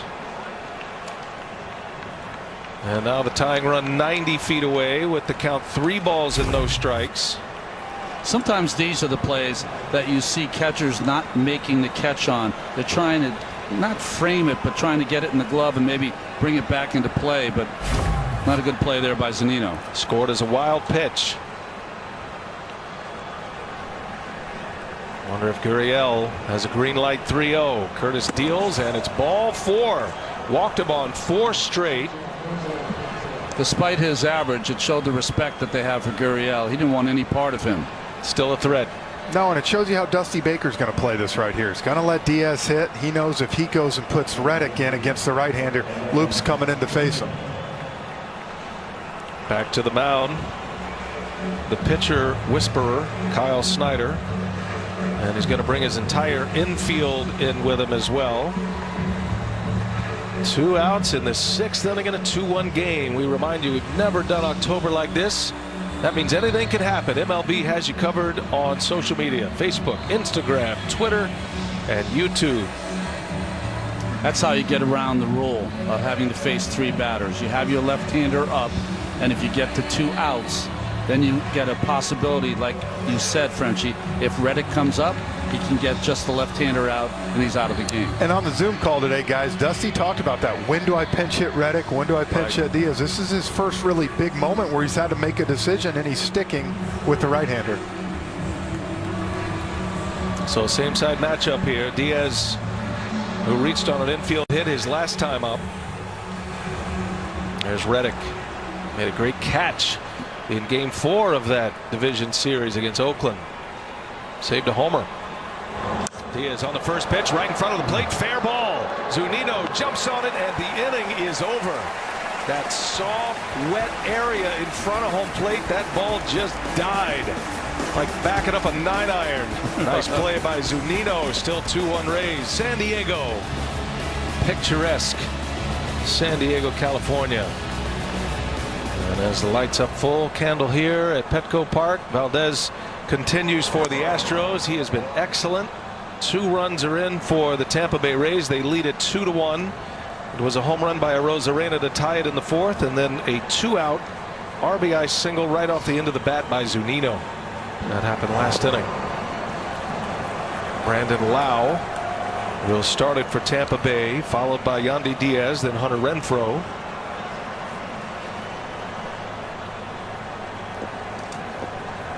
Lau with an infield hit his last time up. That followed the Arozarena homer. Little swinging bunt. And hits that one into the ground. Shift is on. Altuve in the grass. Hustles it over to first base for out number 1. 7 strikeouts for Framber Valdez here tonight, Ronnie. And 2-pitch pitcher that can get the big punch outs. But like Frenchie was saying, he really knows how to change speeds. He just took a little off on that pitch to allow for the out. And you see all those pitches, middle of the plate into righties, middle plate away to left-handers. 7 out of the 9 hitters in the Rays lineup are right-handed.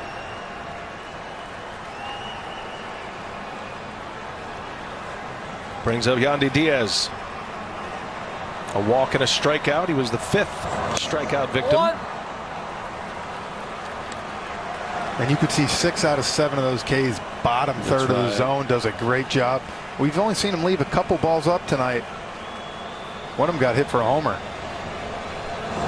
3 for 8 second time through that order. One of those hits that infield single, and then Zunino's right off the end of the bat. So minus the home run, I mean, if you're looking at exit velocity, he's not giving up much off the bats of these Tampa Bay Rays, minus the mistake pitch to Arozarena with 2 strikes in the 4th.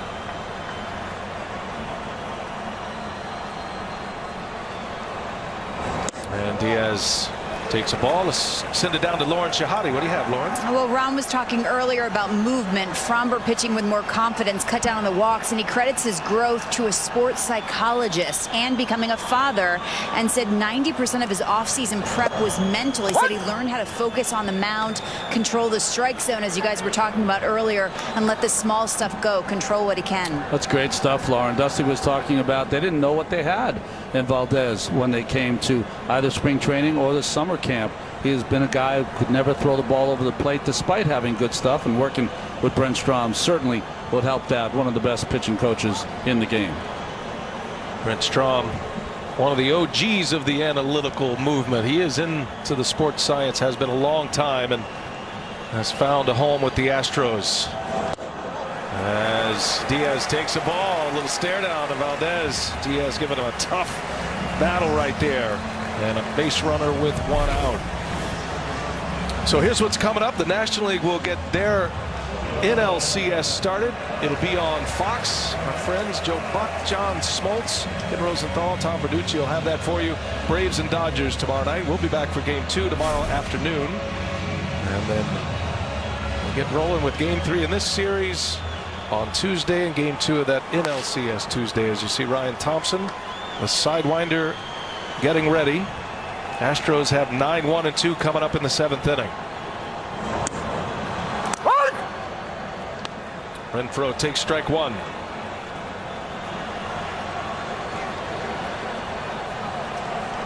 Gets ahead with that fastball. Now he can really go to that curveball if he wants. He's had Renfroe out front all night on that.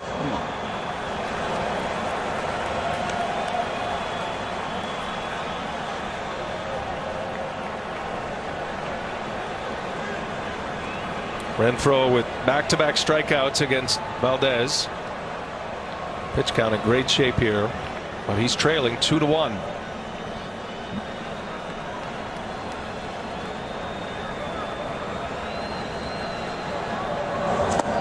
And a wave and a miss. 1-2 the count on Renfroe.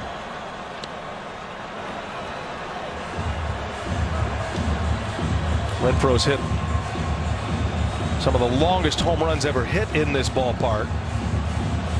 One of only 2 Padres to hit it on the upper deck of the Western Metal Supply building down the left field line.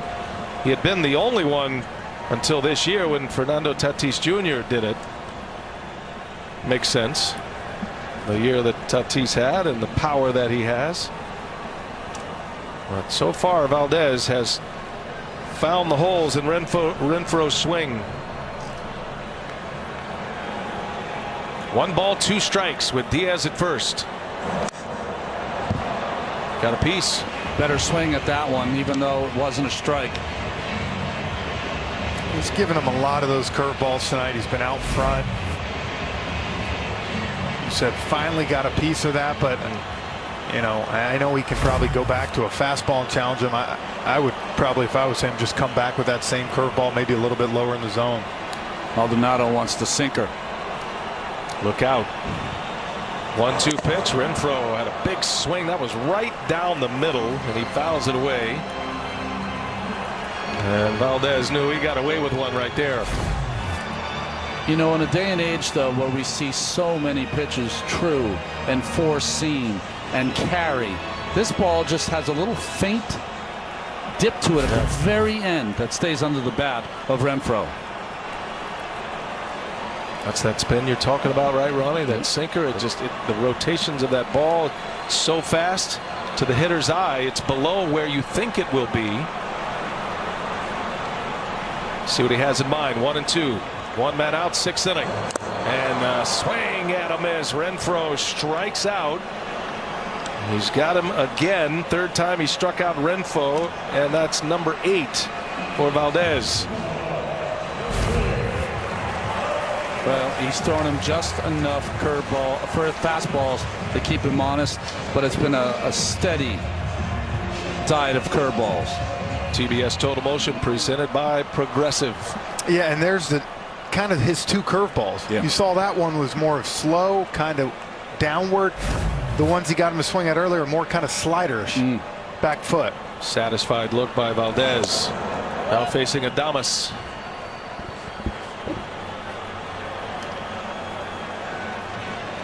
Adames in that ALDS last year might have had the best series for the Rays. Went 5 for 13, couple of home runs.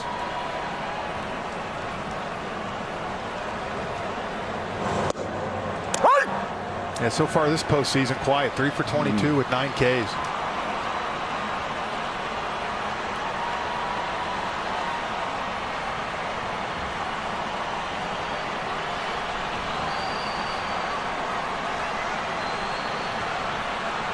Rays lead it 2-1. Rosarena's home run tied it. Zunino's RBI put him ahead. That one missed. Valdez wanted that call, and Maldonado said no, wasn't there. That burned him, though. He thought he had a strike.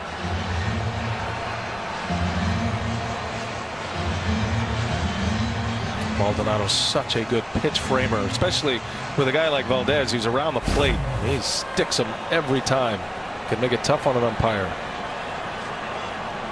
Here's a 2-1. Missed badly. 3 balls and a strike now on Adames. And will Margot do next?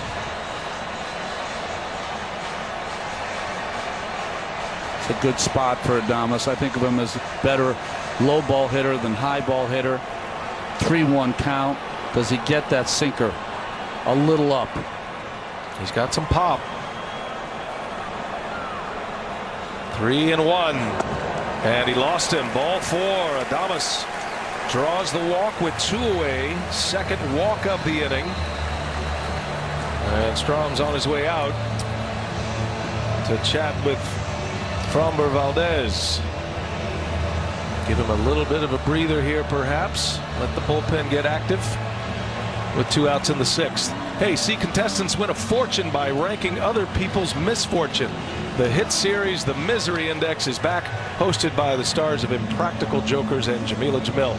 All new episodes of The Misery Index kicks off Tuesday, October 20th on TBS. So Blake Taylor just starting to throw in that Houston bullpen. Strom will give him plenty of time to throw here.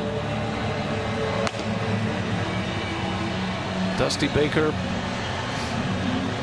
back in the postseason and having to make some tough decisions with the starting pitcher in his first postseason that has been brilliant for him. Well, Framber Valdez was trying to explain his misery index to Brent Strom, because I think he's really hasn't appreciated the strike zone of Manny Gonzalez this inning. But I think those pitches legitimately missed. Well, and I think that's why you're seeing him warm up. You know, you don't want to say he's necessarily getting tired, but his misses are starting to miss a lot more around the strike zone. As BA said earlier, the first 4 innings he was all over the strike zone. Now starting to labor a little bit. Well, that's a key spot right here. The Rays lead it. They've got 2 men on, 2 outs in the inning. And Manny Margot, who is 0 for 2. Both of the outs have been on the ground.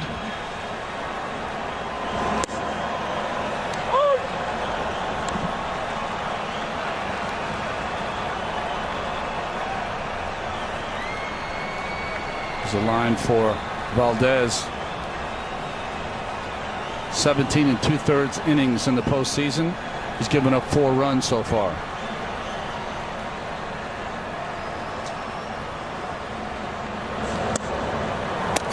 In there for a strike. No balls and 2 strikes now on Margot. Margot homered in the wild card series against Toronto, and then homered in the division series against the Yankees. Valdez has him in a hole here. Big pitch coming. 2 on, 2 outs, and the 0-2 is on the ground. Correa will go across the diamond, and it's in time to get the speedy Margot, and that will retire the side. Framber Valdez, he's pitching a gem, but he's down 2-1. The Astro bats are quiet. We go to the 7th. Back to the pen goes Kevin Cash. It was Curtis for a scoreless inning, and now, Ronnie, it's the sidewinder Ryan Thompson. Only with the Rays can you say this. He relieved in game 1, and he was the opener. Started game 4. Well, so in that start as the opener, but they certainly pieced it together in that game 4, setting them up for a game 5. He's been good, though. Gets a lot of ground ball outs. He's got 9, 1, and 2 coming up. Maldonado will start it, and then to Springer and Altuve.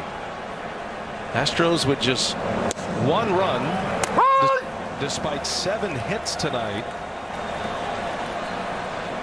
Altuve with the home run in the first, their only tally thus far.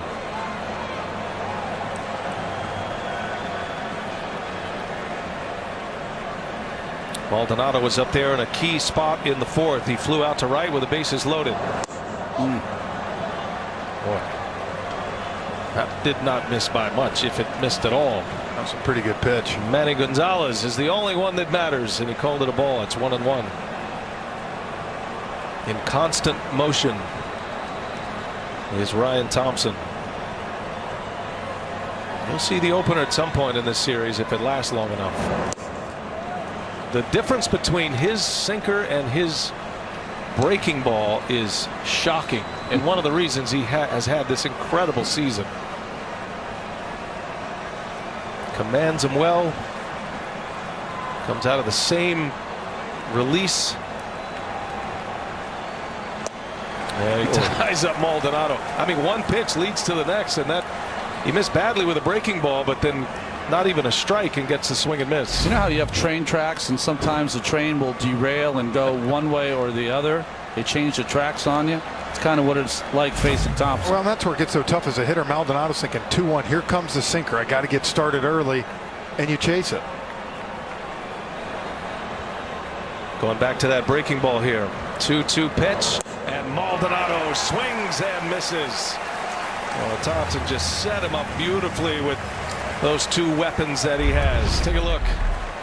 The difference between these two. Give you a replay from the division series. Judge had that same swing. Yeah, that's called a nightmare for a right-handed hitter, and that's where you look at the manager and say, "Hey, you going to put the lefty in to face this guy?"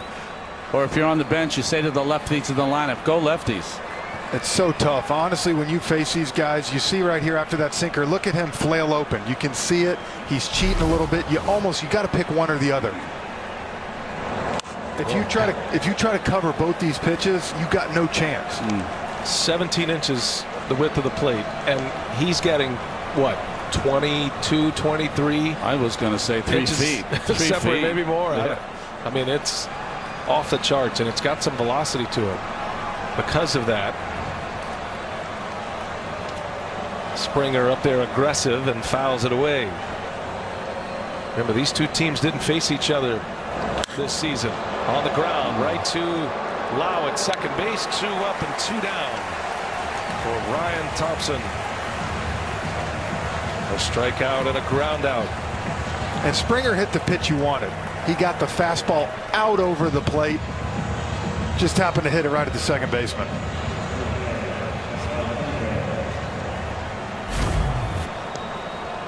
See, that's the one you want. Gives you a chance to extend the arms, not get jammed.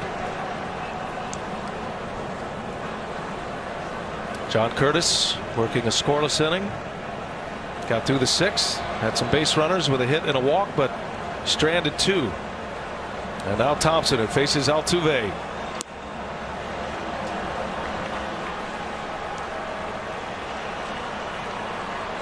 Blake Taylor's still up for the Astros. We've got a lot of young arms in that Astros bullpen.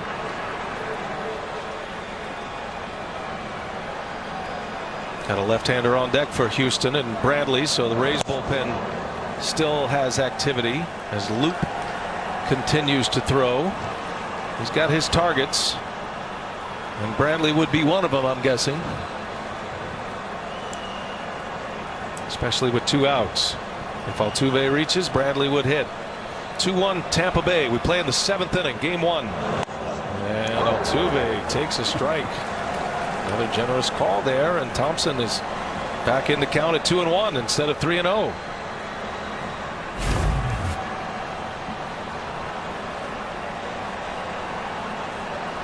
Here, Altuve, that never looked like a strike. Any of the 60 feet 6 inches. Yeah.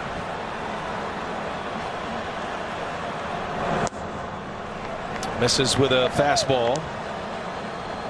This Tampa Bay Rays bullpen, they led the American League in wins and saves and inherited runners stranded. They were second in innings and ERA this year.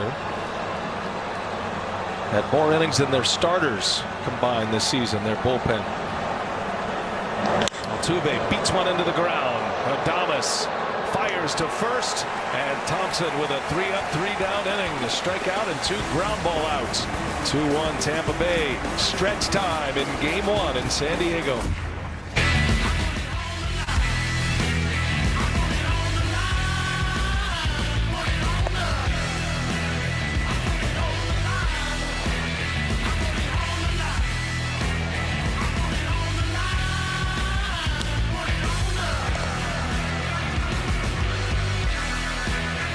Game 1, American League Championship Series on TBS. The Rays and the Astros, a rematch of a division series matchup last year.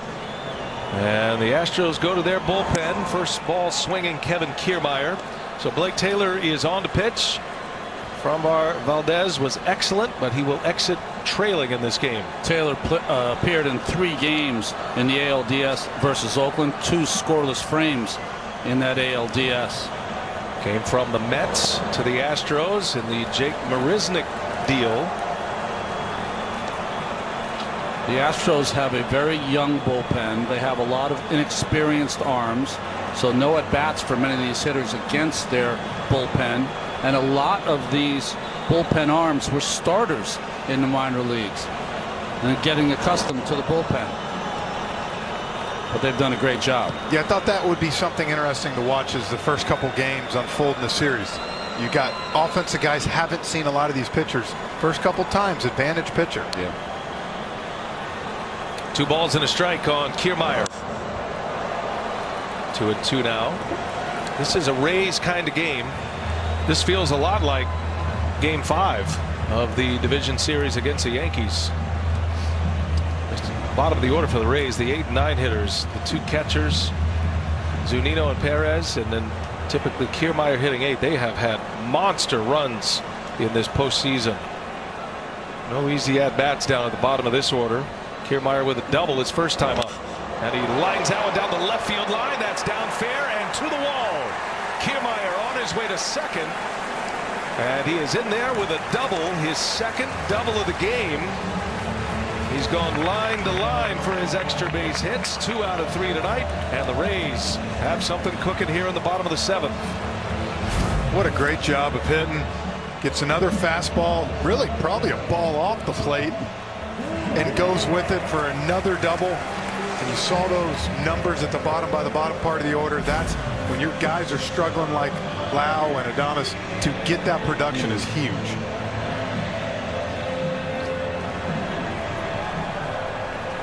Taylor's going to check what sign they're using with a runner on second. Yep. Here is Mike Zunino. Jumped on the first pitch in the 5th inning. Singled with 2 outs to put the Rays on top. 2-1. Shows bunt. If he gets a bunt down to move Kiermaier, it would be a first in this postseason. We have not had a sacrifice bunt in this postseason thus far. Did they give you the ball for that, or is that something that can you go a whole postseason without anybody sack bunting? I love the long ball as much as anybody. He can certainly hit the long ball. His catching mate, Michael Perez, tried to bunt twice in the Yankees series in his only start, and when it was unsuccessful twice, he went yard 0-2 for a 2-run homer. So maybe it's all part of the plan. Zunino had no designs on a bunt right there. Now he's down, no balls, 2 strikes. 29-year-old power hitting catcher Mike Zunino. Fastball 97 miles an hour. Taylor's got a big fastball. Now look, he either wants a strikeout or a rollover here. He's going to continue to pound him in, not let him get the ball over to the right side, and get Kiermaier to third. Kiermaier starts this inning with a double down the left field line. Zunino takes a ball. 2-2 the count.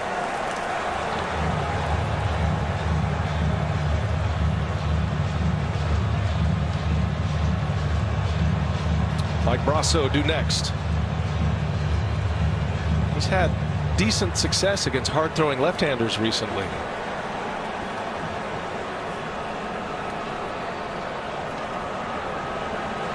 Two balls, 2 strikes. And a swing and a miss. Big fastball. Taylor with his first strikeout, his first out recorded, back to the top of the Tampa Bay order now. Just a 4-seamer. What do they call it? Country hardball. Just went right after Zunino and threw it by him. Now they finally went away a little bit. I know it came back over the plate, but he had him thinking in. Got him to expand.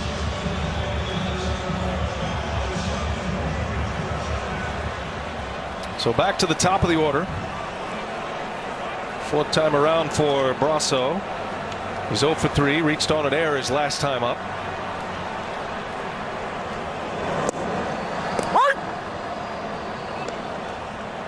Enoli Paredes loosening in the Astros bullpen. He's been throwing. Looks like he's loose, ready to enter when called upon.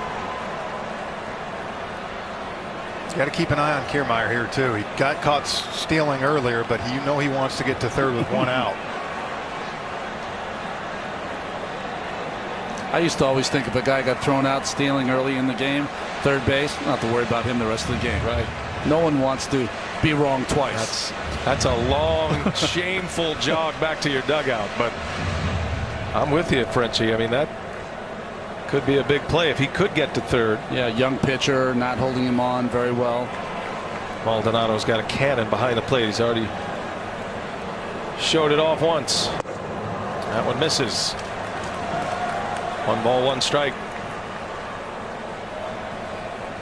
Taylor was good this year. If you look at his stats, everything, 17 strikeouts and 20 innings, 12 walks though. That was the only thing.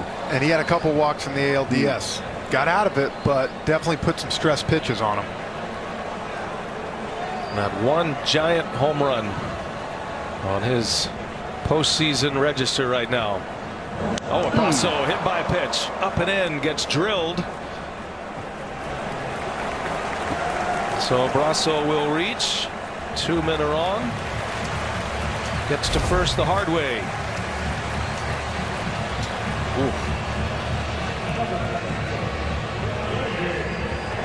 All right, on the B. That's got a smart. Well, with 2 on, Dusty Baker has seen enough. Still rocking the sweatbands with his picture on him, man. Still the coolest cat in the ballpark, no doubt, at age 71. And he's making a pitching change. We got the right-handed hitter in Arozarena coming up, and Paredes is coming in. A power matchup coming up. Pitching change, bottom of the 7th inning. The Rays putting up a threat, trying to add to their lead. Well, the Tampa Bay Rays have a threat going. Enoli Paredes on the pitch for the Astros. You see his regular season, 22 games. He's another one of those pitchers, Ron, in the Houston system that developed quickly, kind of a late sign, but they've really found some magic with some of these guys, and he's on that list. Yeah, so, again, he appeared in 3 games in the ALDS, 3 2/3 scoreless innings, and pitched in the clincher and stranded 2 runners in that game in Game 4. It's all these big arms, Brian, that were starters, maybe swingmen in the minor leagues. You couldn't develop them this year, so they just put them in the bullpen.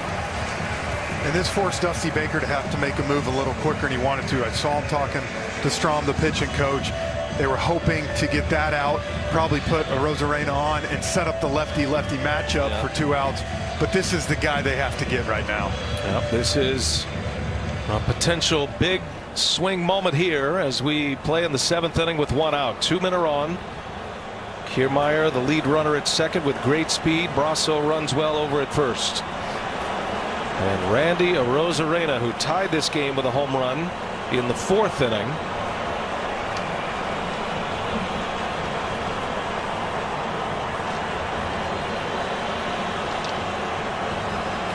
Big swing by Arozarena, down to a knee he goes. Arozarena with 2 strikeouts, bookending his home run. His home run came on a 2-strike pitch. The ever lively Willy Adames for good luck.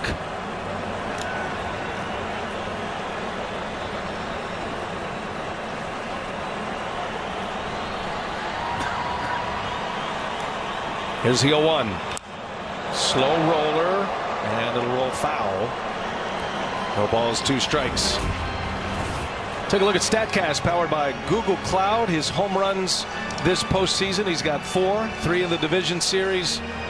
And when they say pole-to-pole power, that's what they're talking about. He can go out anywhere, Frenchie. And that's where you feel like he's really kind of figuring things out, Ron. When you start to go 2 to center, 1 to right, 1 to left, you're not only a pole hitter with power, you can go anywhere.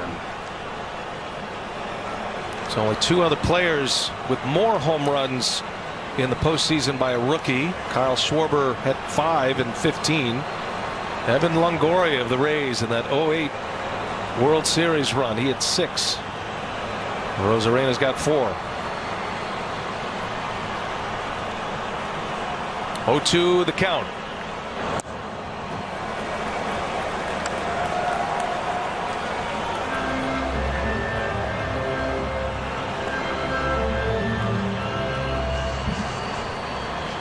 Long, loose arm by Paredes. You're going to see a lot of sliders from him, right, Frenchie? Yeah, you are. Hey, we'll see after these 3 if he takes a chance. He's got 96, 97 in the tank. See if he tries to climb the ladder on him.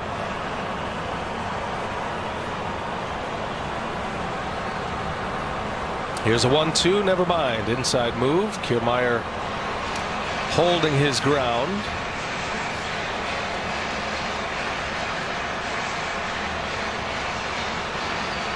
That's twice the Astros have called for that inside move. Thinking along with you, Frenchie, the potential of Kiermaier stealing a base.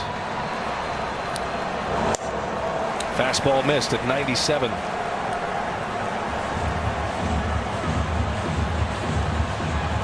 Well, Brantley has a very accurate arm, not the strongest arm. Springer is the wild card. He can be a little wild, but he's got a great arm. And Tucker and Wright has a good arm. But usually you have Reddick out there that might have one of the best arms of any right fielder. Problem is with Kiermaier running, I mean, it's going to have to be hard hit right at him. Paredes steals and a swing and a miss. He struck him out. The slider got him. Rosarena strikes out for the 2nd out of the inning. Big pitch right here by Paredes. Well, a little 3/4 action, and when it comes to the right-handed hitter, it makes it awfully tough to stay on it. TBS Total Motion presented by Progressive. 3 Ks for Rosarena, but a home run. And now 2 men are out with 2 on in this 7th inning. Looking ahead to the Astros 8th inning. Right in the middle of their order, they've got Brantley, the lefty, then Bregman and Correa. If anybody gets on, Tucker. Now Brandon Lau now with 2 away and 2 men on. Yeah, and even though Lau's struggling, this is a chance. If he gets a heater, squares one up, he's got a chance to blow this thing open. Lau hit 14 home runs in the regular season in a 60-game schedule.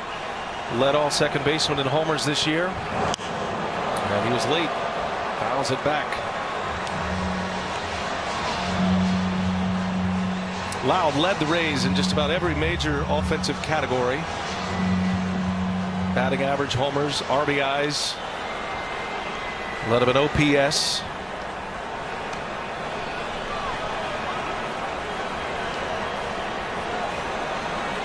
And if you're Dusty Baker, you can see he is just trying to keep him down for as long as you can. You don't hit the way he does this year, last year. You know he's going to snap out of it at some point. No balls and a strike. 2 on. And he chased the high fastball again. That's been his kryptonite in this postseason. 0-2 the count. It's the other lefty, Brooks Raley.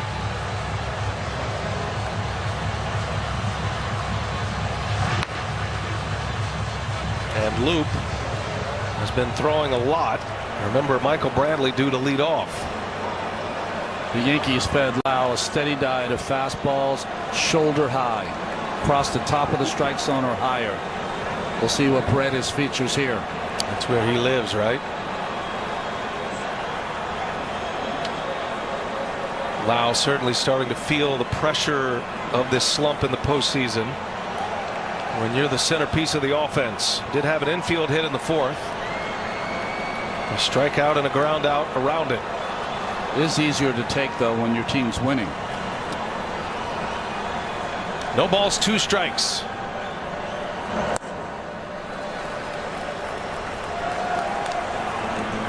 I'm guessing Paredes is a handful to catch. He's a little bit all over the place, and he throws gas. Saw Maldonado really scrambling to try to catch that pitch down and in. It didn't miss the strike zone by that much. No, that's as a hitter, it's uncomfortable. When you got a guy that can throw 98 and not necessarily sure where it's going all the time. A little tough to dig in sometimes. 2 on, 2 out, and Lau half swing foul. This inning started with a double by Kiermaier. Brasso hit by a pitch with 1 away, but the outs have been strikeouts.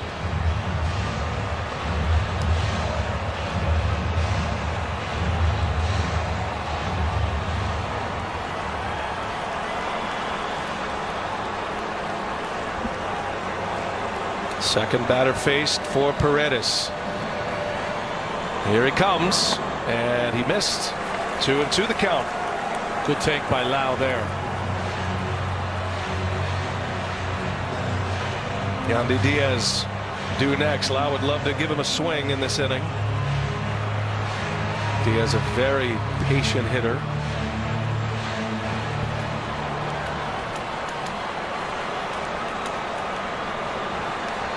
Reset at 2-2.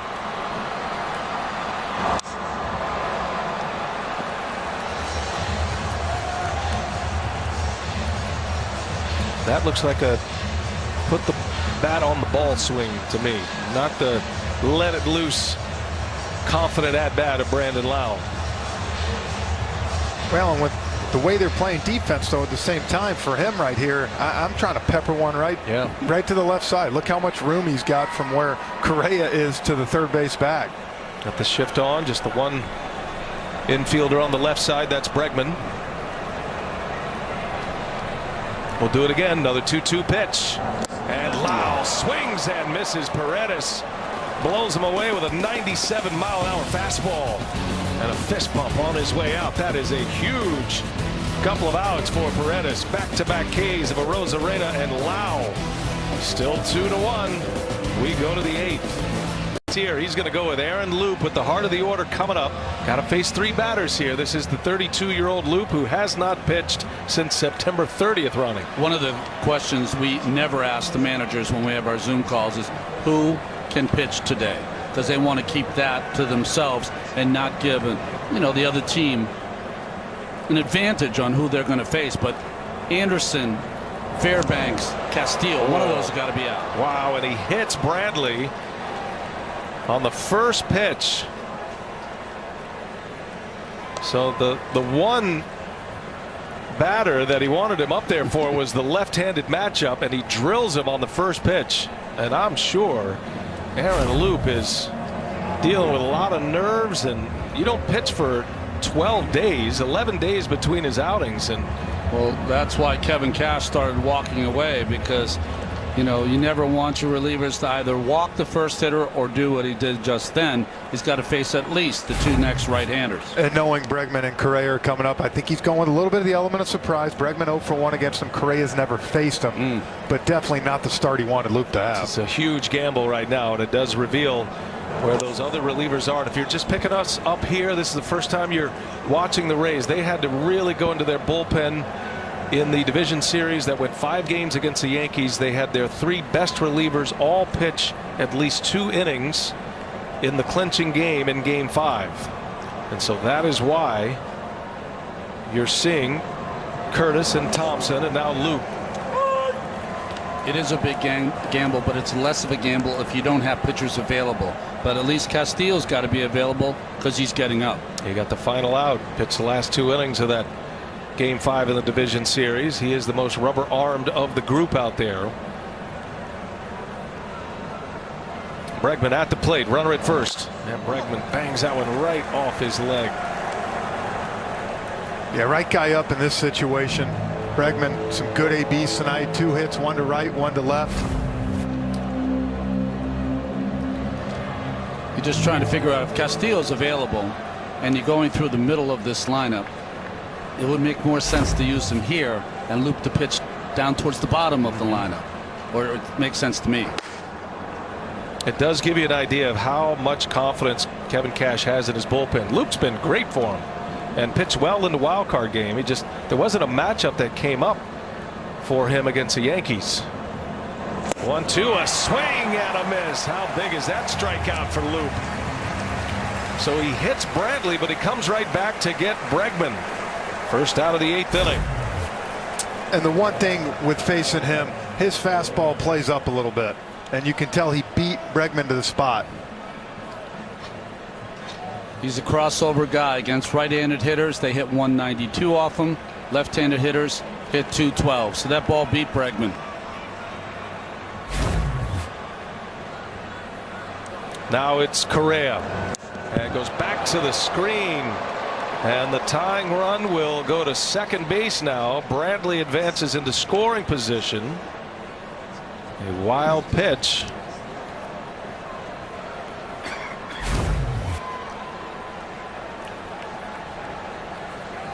Looked like it was a breaking ball that just never broke. One more batter, and Cash can make a pitching change. That new rule put in play this year, speed up rules. Pitchers have to face 3 batters minimum or finish an inning. This has been the hottest bat the Astros have had. He has been clutch in this postseason. 4 home runs, hit 3 of those in the division series. Had 11 RBIs in the division series in 4 games. I think one of the hardest things to do when you're managing in the postseason is to make a decision to use a guy whose control is the most important thing, and he hasn't pitched in 12 days. And knowing you need your full roster and your full bullpen. Playing the long game in a 7-game series as Correa's late, fouls it away. Got a breaking ball there. Well, the outfield arm's a little different here. Margot's got a great arm playing in left field. Kiermaier, an outstanding arm in center field. Renfroe, the same.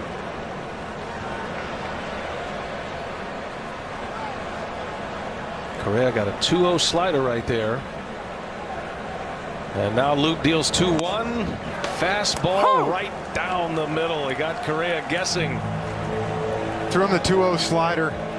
Got a good pitch to hit, fouled it off, and then he comes back with a great fastball down in the zone at 94. Maybe think that Correa was sitting breaking ball there. Right. See what it goes with here. 2-2. Tying run at second base. Luke deals. Oh, Correa had a good rip at it. That was a lot of the plate, even more of the plate than the 2-2 pitch prior, the 2-1 pitch prior. You can tell these hitters, the crossfire, he kind of pauses for a second and then boom at 95, and it's jumping on these hitters.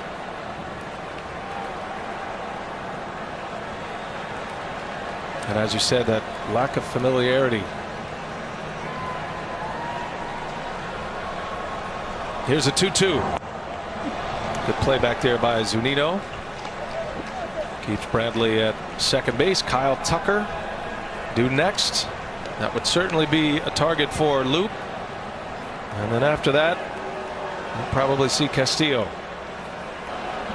After the slider before, he came back with 2 fastballs. I'd come back with a slider if I was Loop here. You wonder if Correa is thinking the same. 3-2, and he misses with it. Threw him the fastball. Correa draws the walk. So now the Astros have 2 on. The go-ahead run is aboard. Well, pitch sequence. Loop really doesn't have his great control tonight. First one to the backstop on a breaking ball. Second one not even close. That was a good pitch to get back in the count with the breaking ball, and then 2 fastballs, one right down the middle, one up and away, and then a slider that missed, and then a fastball that he kind of tugged to the inside part. So now Loop will have the left-hander Kyle Tucker coming off a 3-hit game in Game 4 of the division series. He's 0 for 3 tonight. And he swings at the first pitch, a line drive into left field. They're going to hold the runner Bradley around third. He hit it hard, and no chance for Bradley to score. So now they are loaded, and now Kevin Cash is on his way out to make a change. He tried to get through the inning with Loop. Loup faces 4 batters, a hit batter, a walk, and a base hit. What an at-bat by a young kid. To have the discipline to go up there, Ron, get a fastball out of the plate and just shoot it to left field. Move the line, and now you got a chance with the bases loaded. 2 at-bats. Tucker came up to the plate. He hit a ringing line drive that turned into a double play, and here a base hit. Tucker has hits in all 7 of his postseason game here, whether it's the 7th inning stretch or a long stretch of road movement takes us further. Good year, more driven. Beautiful look down at Petco Park. Diego Castillo on the mound. A hot situation brewing here. Bases loaded, 8th inning, 2-1 Tampa Bay lead. And Ronnie, Diego Castillo never afraid to use that breaking ball, and it can be devastating. He isn't, but he still brings 97 miles an hour with the fastball, also with a lot of movement. The Tampa Pen has inherited 12 runners in the postseason. No one has scored. Inside the numbers presented by DraftKings. So Castillo is on. Cash tried to get Loup through the 7th. It did not work. And here is Yuli Gurriel. He's walked twice with men on base. 0 for 1 tonight. A struggling hitter. Baseball has a way of delivering those redemption moments, though. And Gurriel's got one right here. Tying run at 3rd.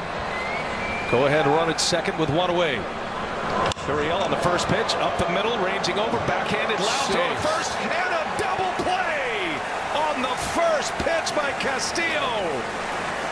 The Tampa Bay Rays get out of the mess.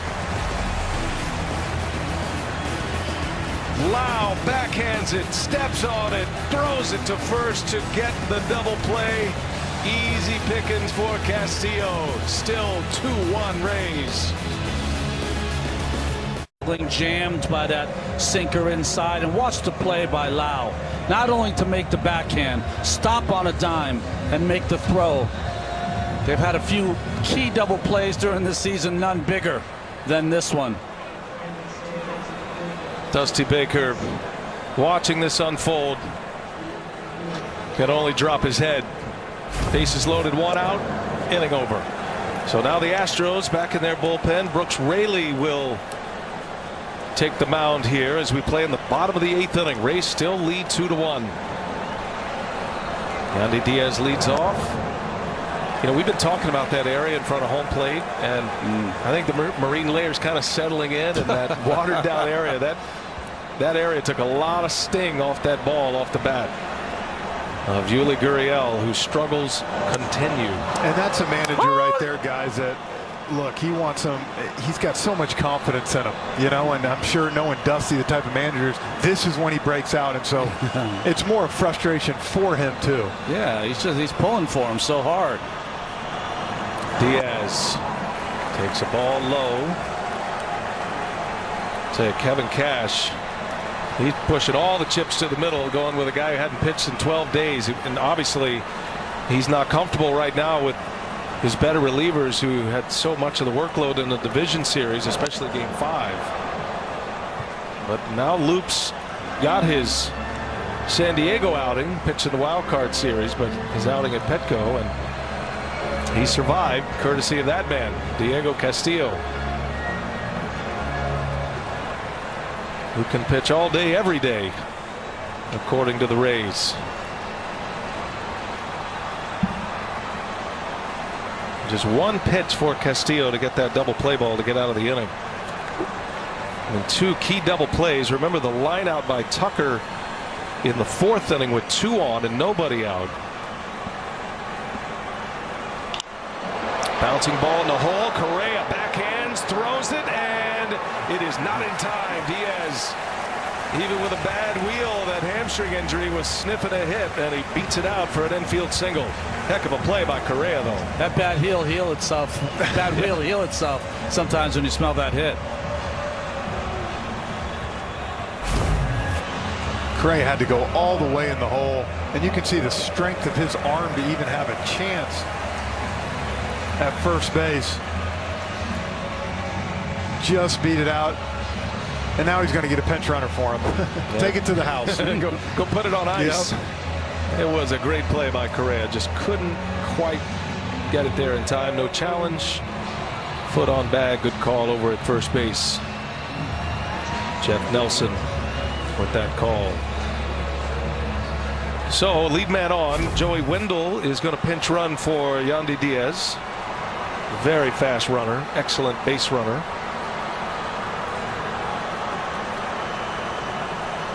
And here's Hunter Renfroe. His 4th at bat of the night. And anybody but Framber Valdez will be just fine with Hunter Renfroe. He struck him out 3 times. Another lefty, though.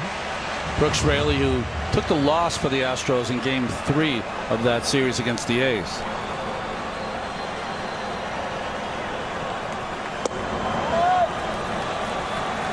Well, if I'm Renfroe here after 3 strikeouts, I'm looking, whether it's that slider, curveball, something in, and at some point, see if I can put a good swing on it.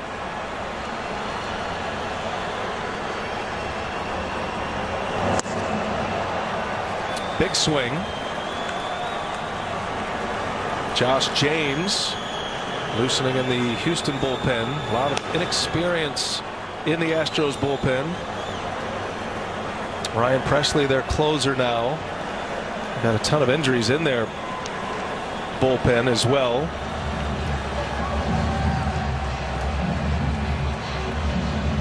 Well, a big part of that bullpen the last few years for this team has been Will Harris, who signed a free agent contract with the Washington Nationals.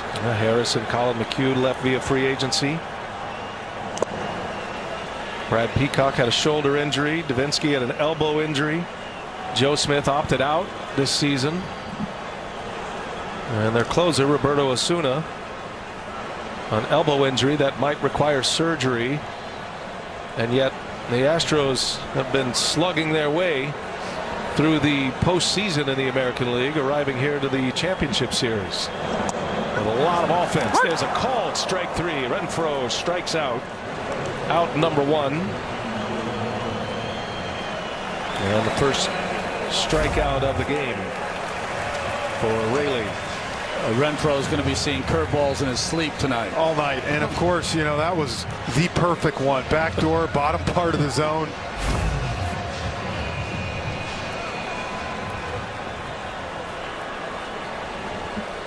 Does that mean he's never going to wear a microphone again for us? I just said don't even ask him. Well, what he did have was great. He called his shots in the outfield. He just needed to do it more at the plate tonight. Wow. Strike 1 to Adames. We do appreciate him doing that, and his team is leading. Astros scored first. Home run by Altuve in the first. Nothing since. They've had some chances.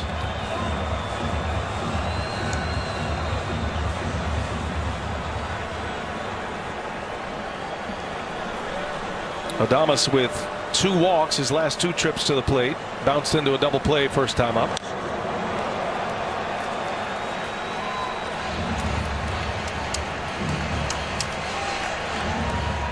Hey, steal a base, steal a taco is back. If someone steals a base this World Series, Taco Bell's letting all of America steal a free Doritos Locos Tacos. Steal a base, steal a taco only at Taco Bell.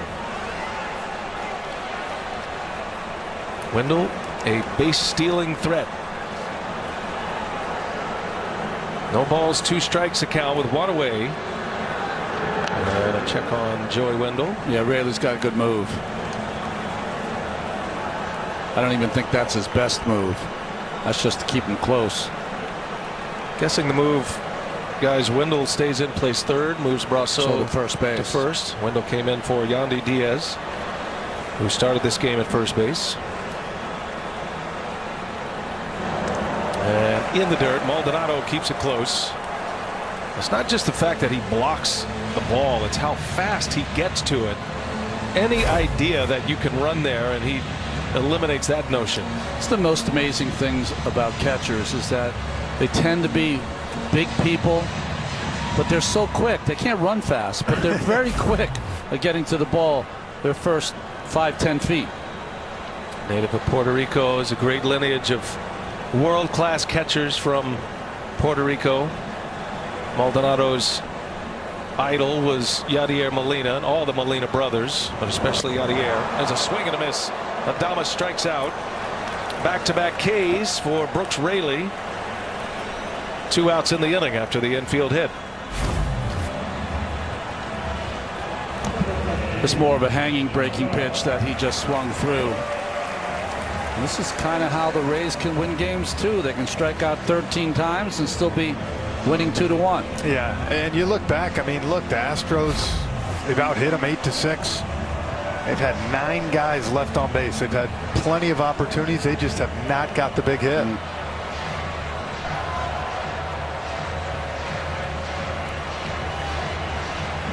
59 consecutive victories for the Rays when they lead after 7. That's the longest active streak. It goes back to last season, July 27th of 2019. That's when that streak began. With a dominant bullpen. And they're not using their 8 pieces, at least not up until Castillo, but they still lead it. Here's Manuel Margot now with 2 away.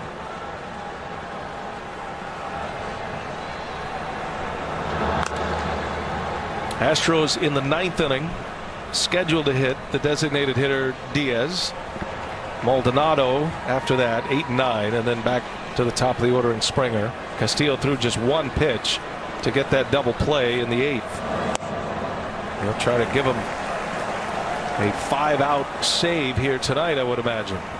And we'll see, probably, I would imagine, in the 9th we might see a Josh Reddick sighting. You could see either Diaz or Maldonado. The Astros are carrying 3 catchers, so there are pinch hit options coming. Ooh, Margot turns one around. That's down the left field line, but foul. Yikes, man, way up there, but well out in front of it. He's got a couple of homers this postseason. Had one in the wild card series, then hit one against the Yankees in the division series. I was going to say, showing some power here in the postseason. Only 1 home run all year. Trying to will it fair. Manuel Margot traded from San Diego to the Rays.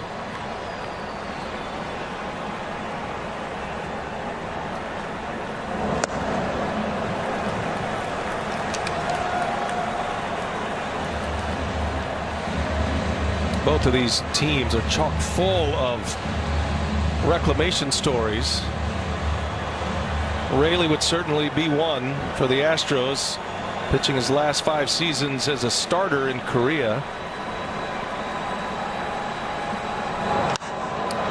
That's foul down the right field line. Raley started his year with the Cincinnati Reds, pitched in 4 games, then got designated for assignment. Houston was signing anybody they could find with all of their injuries in their pitching core. And they signed Raley. He's a native Texan from Uvalde, Central Texas. He's been great for him this year. Margot down the right field line. That is going to slice foul. Just foul. Margot didn't run. And that ball was foul by maybe a foot and a half. Yeah, I think it ended up a little closer than he thought. He thought it was going to continue to tail. Looks like it didn't have that much. But, yeah, that was a lot closer than he made it look. You saw him. He hit his helmet with his fist like knucklehead. Got caught as a spectator.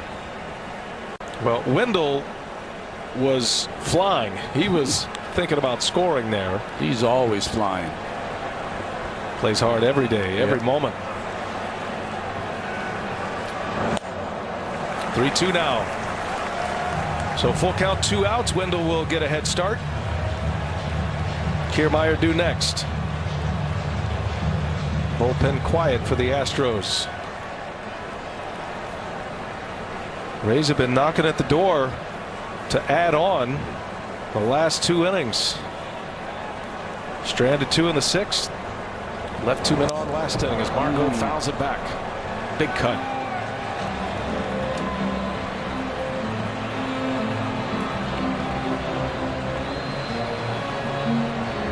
Can't be that aggressive if you're Wendell at first base. You have to make sure, and the first base coach will always tell you that.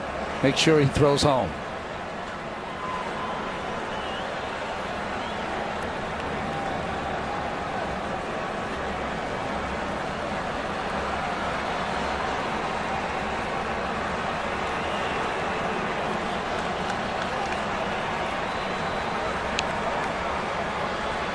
Brooks Raley. 2 outs, full count, 8th inning. Here he comes, Margot in the air, left field, hooking foul again. What a battle. Incredible at bat going here with Margot. Wendell's getting the sprints in. We've seen 8 pitches. Wendell's been off and running on the last 3, and now Margot will see pitch number 9 here.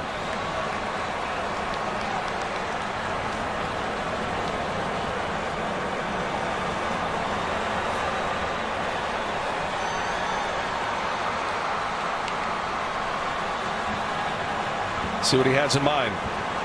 Wendell goes. Margot takes ball 4. 9-pitch walk for Manuel Margot. First and second now with 2 outs. And the left-handed Kevin Kiermaier coming up. That's Strom on his way out. Remember, they got first upcoming games.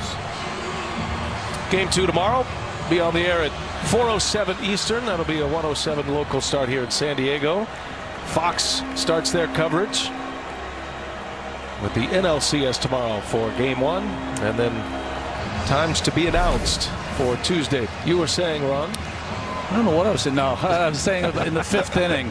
In the 5th inning, it looked like the Astros are going to get through, but a big 2-out hit from Zunino, looking the same from Kiermaier, who has 2 doubles in this game tonight. Yeah, that's the one hit they've had. Yeah. 1 for 7 with runners in scoring position, but the biggest hit of the night. Saw Josh James down there. He'd been throwing fully loose, ready. Gets a few tosses in, and now I'm sure he'll see the next hitter if Kiermaier should reach. That's Wendell at second base. Margot, after a 9-pitch battle, draws the walk. He's at first. Astros will have 8, 9, and 1 coming up in their order in the 9th. Kevin Kiermaier.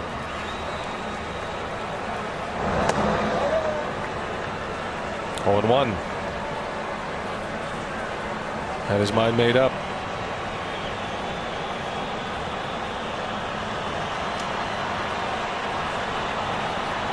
This is the 25th pitch here for Raley.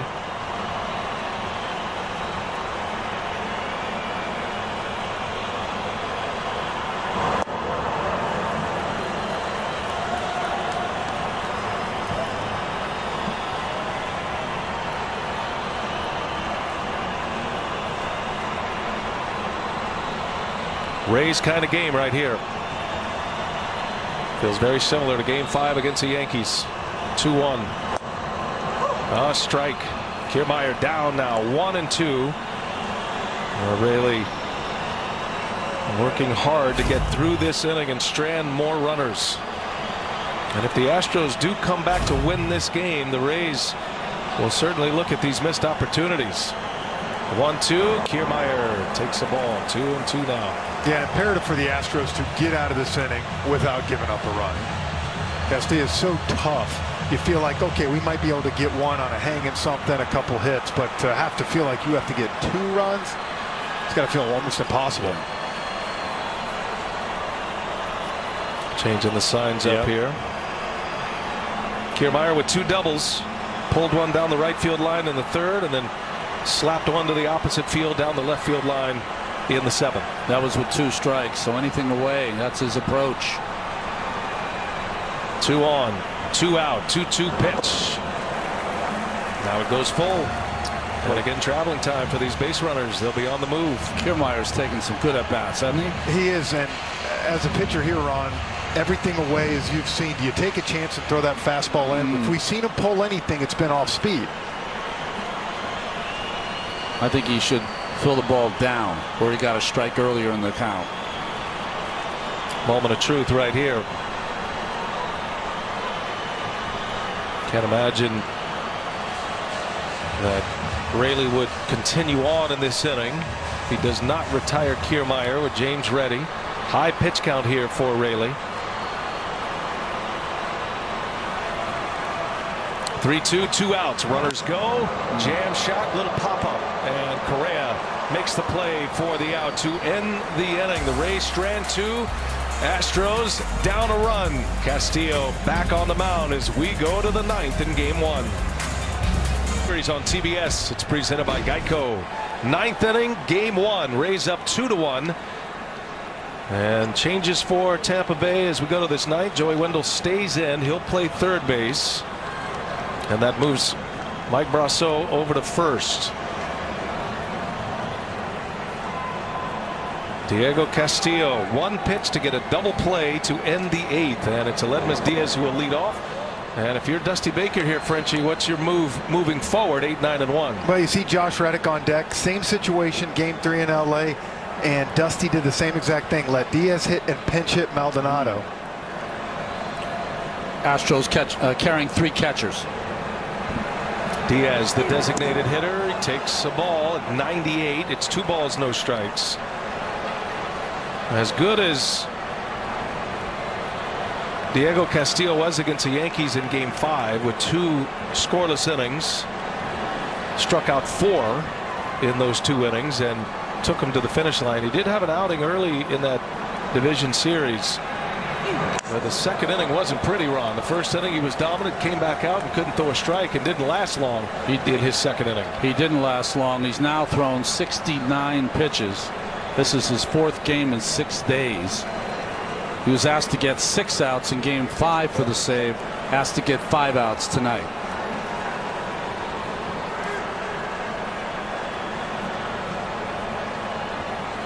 Kevin Cash going with Curtis, Thompson, and Loop. Castillo had to clean it up, but it took him only 1 pitch to get out of that bases loaded 1-out jam. 2 balls and a strike on Aledmys Diaz. Has homered in this postseason. And a swing and a miss. There's that breaking ball you're talking about, Ron. I mean, it just, you crank up for the 98-mile-an-hour fastball and you got no chance. Sometimes it breaks straight down, sometimes straight across. Great spin every single time. Diaz, to me, is still up in this situation because he has the power to crank one and tie the game. Absolutely. And that was a pitch that he got. Swung right through it. See what it gives him. 2-2. And that's in the air to left field. And there to make the play is Margot. He was fooled on it, but he barreled it up. Now Diaz is out, 1 away here in the 9th inning. Like a tennis backhand, he just kind of served it out there. Oh. Yeah, it got him out in front, so even though he hit it somewhat on the barrel, had no power on it. Great pitch. Same pitch he just threw, except that one a little bit lower, a little bit farther outside of the zone. You could see Diaz talking to the man on deck, George Springer. He was asking about the depth of the slider. I'm guessing it gave him that little downward sign. Is it across or is it down? Here's Josh Reddick now, pinch hitting. Now all of these hitters have faced Castillo before, but not this year because of the truncated season and where teams are playing in their own specific region. 2-1 game. It's been that way since the Rays scored in the 5th on a Mike Zunino 2-out RBI single. Framber Valdez pitched beautifully for the Astros tonight, 6 innings. Had 8 strikeouts. Rosarena's homer tied it. That was in the 4th, and then the RBI by Zunino. The 1-0. A swing and a miss. Boy, just made him look bad. Castillo gets more swings like that than most. He's got a lot of movement on his pitches. He has a lot of movement in his motion. Has a lot of arms and legs coming at you. Well, and watching him face Giancarlo Stanton in Game 5 tonight, difference too, he's got a couple different sliders. He's got the one you saw that struck out Stanton, kind of backed up, a little bit more up, and then like that one that he just threw Reddick sharp and down in the zone.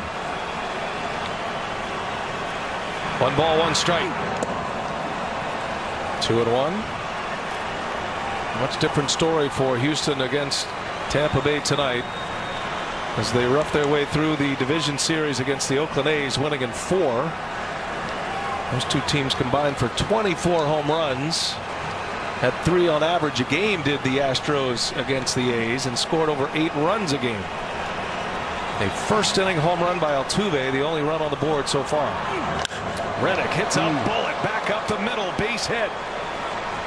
Josh Reddick with a single with 1 out, and the Astros get a man on, the tying run, and the top of the order coming up. They will pinch run here for Reddick.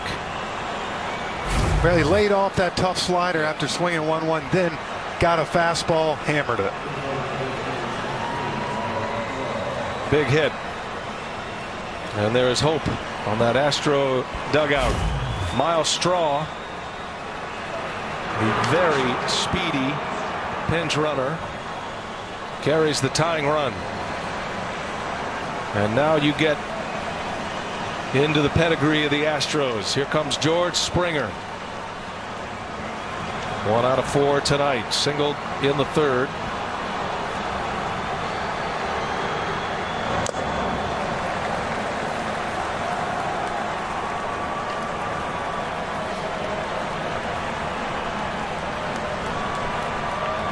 Couple of homers this postseason for Springer.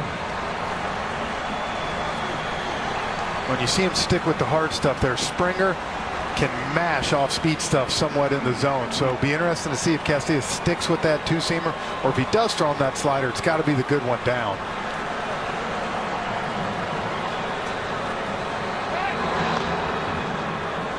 I just wonder if Straw would try to steal a base in a spot like this. One of the toughest things to do in the game, isn't it? Steal a base when everyone knows you're trying to.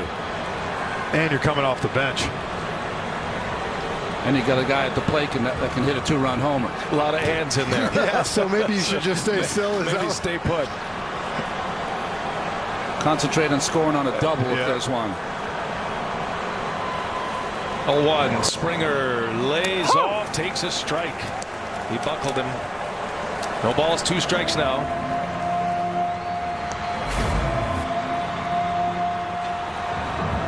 That's the good one, Ron. He can't do anything with that. Perfect spot. Would you say before the game there's 6 of these Astro players with 200 or more plate appearances? That's got to mean something in the 9th inning. Here's the 0-2. Oh, he just played Pepper. Little roller, going to be a tough play, and Brasso finds Castillo. Heck of a play on both ends. It's an out, the 2nd out of the inning, but the tying run now at 2nd. You know, starting pitchers, they do this a lot. They get over to first base. Relievers, it's a bit of a wild card getting to first base on a play like this. Well, right when you saw this, I had base hit written all over it. Brasso got way off the bag, and as you said, Diego, great job having thought ahead to get over there and Not get to easy first. play. No. If you didn't have Straw, the play for a first baseman is at second base. But he's so fast, you didn't have a play there. So a heads-up play by everyone. You can see now Castillo, he'll take some time after that sprint over to first base. 1 out away, Castillo, from a Game-1 victory. Altuve has got a chance to drive in the tying run with a base hit. Anything hits the outfield grass, Straw would score. And Altuve's home run in the 1st inning put him on the board. A long ball here gives him the lead. Boy, what a ball game tonight.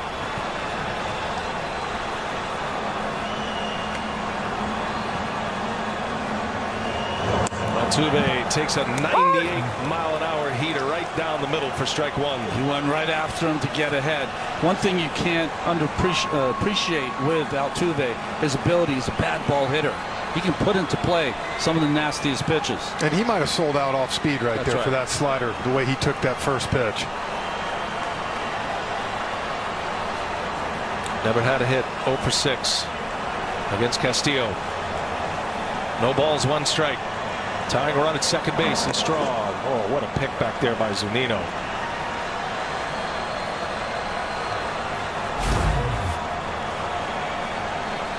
like a first baseman. Keep Straw at second base.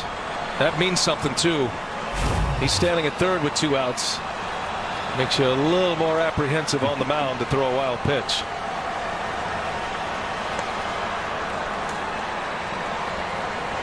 Coming right down to the end. Both teams on that top rail. We're going to see more games like this. Feels like it. Astros eliminated Tampa Bay last year in the division series in 5. 1 ball, 1 strike. Oh, Altuve just late. I mean, right off the knuckles.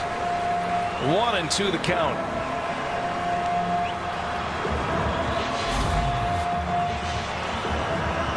Oh, he's doing all he could to try to put a bat on it. Best arm in the Rays outfield, right field, Hunter Renfroe. But they all throw it well. Margot, Kiermaier, Renfroe.